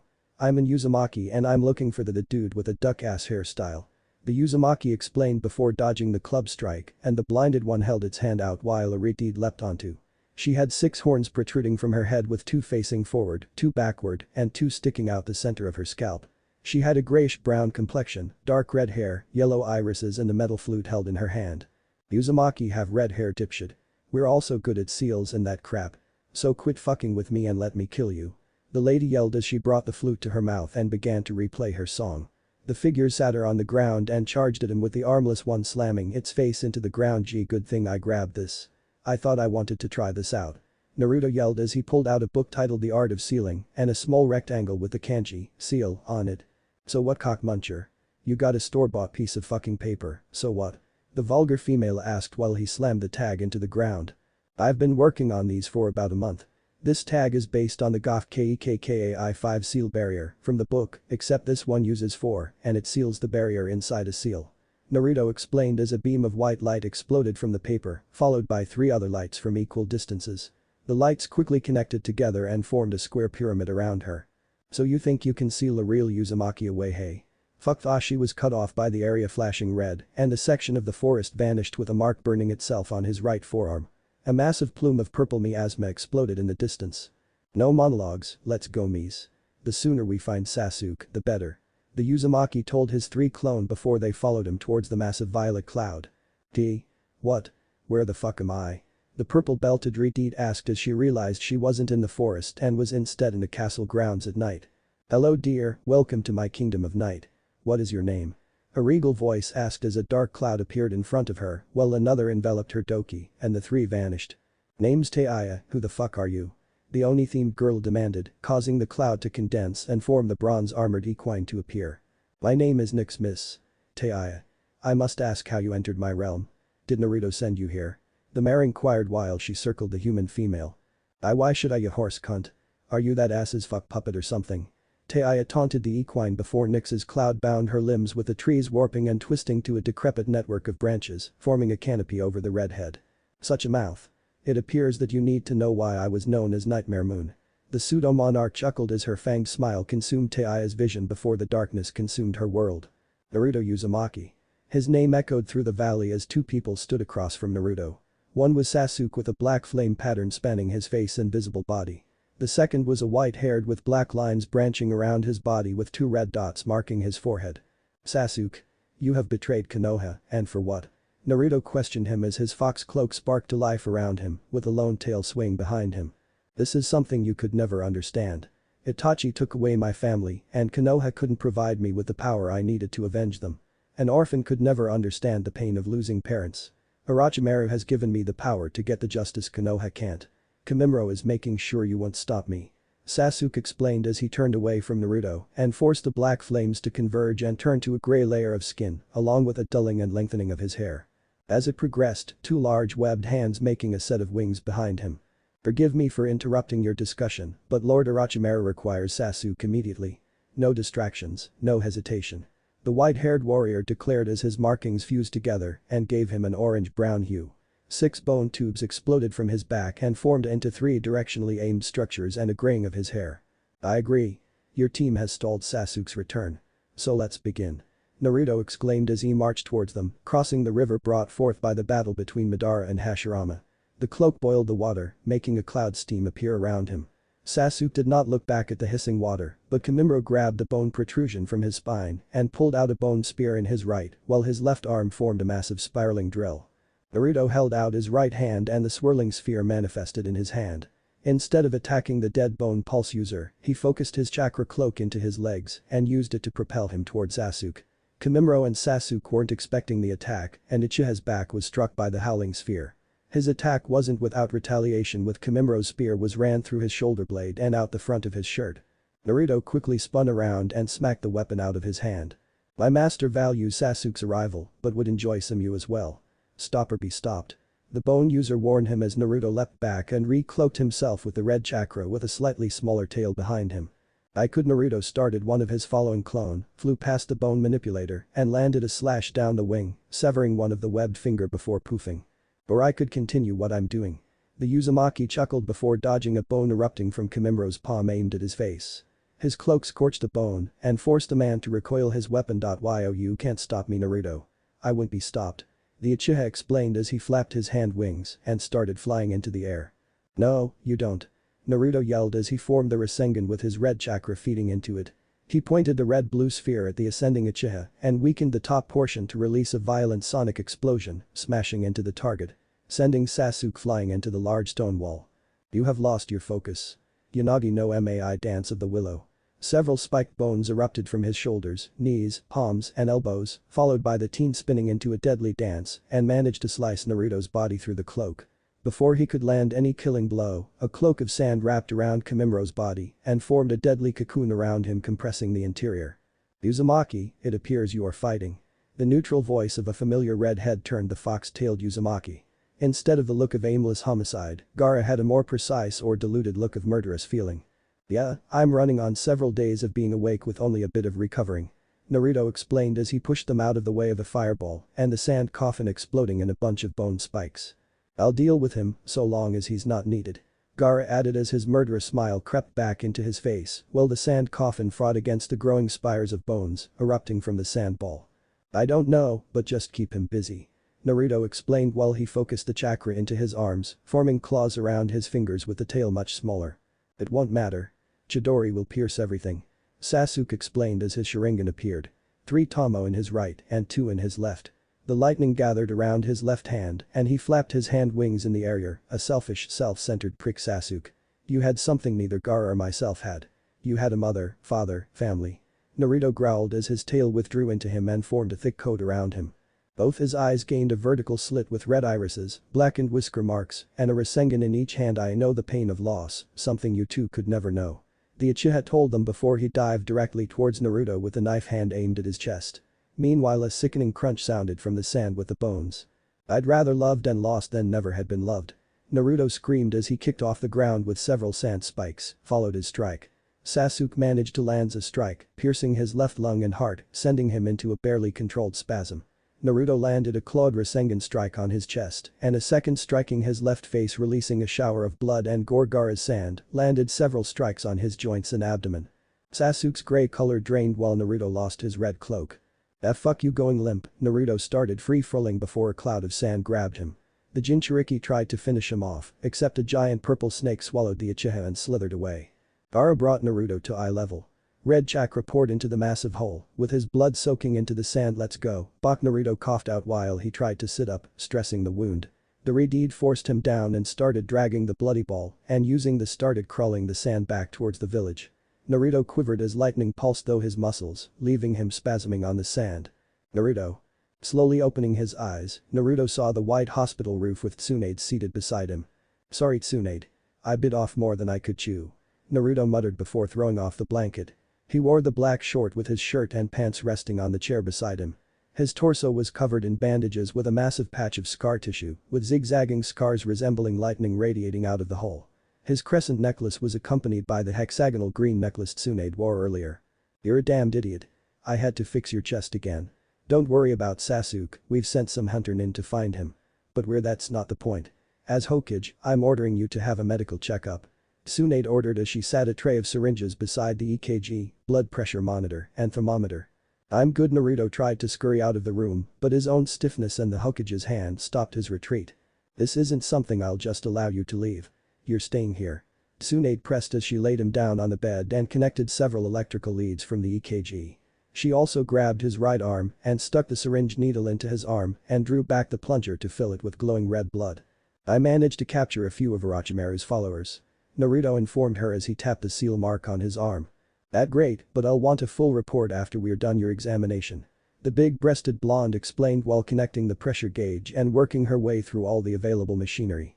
Writing the information down, Tsunade turned towards him. Average temperature 40 degrees centigrade, BP 140/90, BPM 120, blood type B0 fluctuating. Now I need to get the measurements of your sexual organ.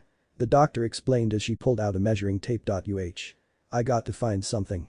Naruto again attempted to run, but Tsunade grabbed the hem of his clothes and stood her beside her.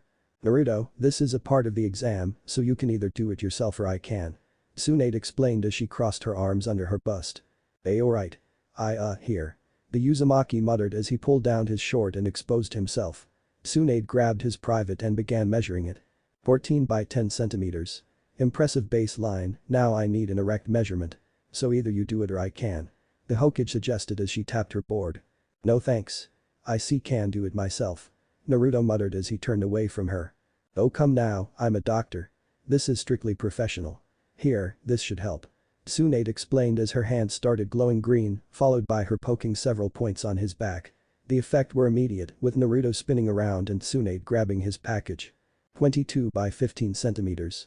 Impressive and well above average. Your vitals are above average compared to most Konoha ninja. But it's not far off what an Uzumaki I used to know was. Your blood type is confusing though. It shows both type B and type 0 or O in bloodstream, while your plasma is saturated with chakra. Nothing dangerous, but I still need to do a full body scan on you. Naruto halted her hand this time and turned her towards his seal on his arm. I want to ask you more about that Uzumaki you knew, but I have one of Orochimaru's lackeys who said she was in Uzumaki. She's stuck in this seal, so I think this should take our main focus. Naruto explained as he grabbed his shorts and awkwardly slid them over his groin. Alright, then let her out and we'll take a look at her. The new Hokage ordered while Naruto redressed himself in his slightly burnt pants and bloodstained shirt. I sealed the area she was in so I shouldn't do it in a hospital. I think the Hokage monument's top should be big enough. Naruto explained to her. Alright, let's hurry up. How long has she been sealed in there? Tsunade asked as they walked out of the room and down the hall. However long I've been out plus an hour or so. Alright Naruto. Release her, if she worked under Orochimaru, then I should meet her. Tsunade explained as her and Naruto stood on the mostly barren section area of the monument. Naruto placed his glowing left hand on the mark and in a cloud of smoke, the forest section appeared with a reed bound by branches. She lacked the horns and darker skin having been replaced with a peach color. How nice of you to return Naruto and one of the fucking Sannin. It was pretty fucking lonely in there. The Redeed scowled before Tsunade walked over to her and ripped her out of the tree and held her at her eye level. So you're the Uzumaki huh? Well you have the red hair, so are you going to be troublesome or are you going to just comply? The Hokage asked while staring down at her. I'll comply as long as Naruto is the fucker I have to deal with. Tei explained as she pointed towards Naruto who seemed equally as shocked as the other blonde. How much do you know about Orochimaru? Tsunade questioned her as she sat her on the ground but kept her hold on her shoulder. I know a lot about where some of his bases are and other crap like that. The Uzumaki declared with a smug grin. Alright, Naruto will watch you, but you have to come in whenever I say for evaluations, medical or psychological. Tsunade explained as she applied more pressure on the smaller Redeed's shoulder. Alright. Damn, I'll do that shit. Can I have a drink or something?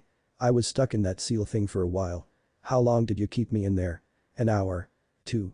Tei asked as the Hokage released her shoulder. About 1 day, this genius took a blow to his chest and his heart. Had to hold him together while his body stitched himself together. Tsunade explained as Naruto's jaw dropped. I was out for a day. Is Shino, Niji, Hana and her nindogs okay? Naruto asked her while looking at the Hokage. Everyone's fine, you took the most damage with Hana walking out with a couple scratches and cuts and Niji having a slash running down his chest. Tsunade explained as Naruto sighed and fell to his knees with a smile. Thank goodness. I really need a break. Naruto muttered mostly to himself as his face slammed into the ground and a snoring sound drifted from him. How's this the same guy who caught me earlier? Tei asked before Tsunade threw her and Naruto over her shoulder. And? What if Naruto is the son of Twilight Sparkle? End here and thanks for watching my video till the end.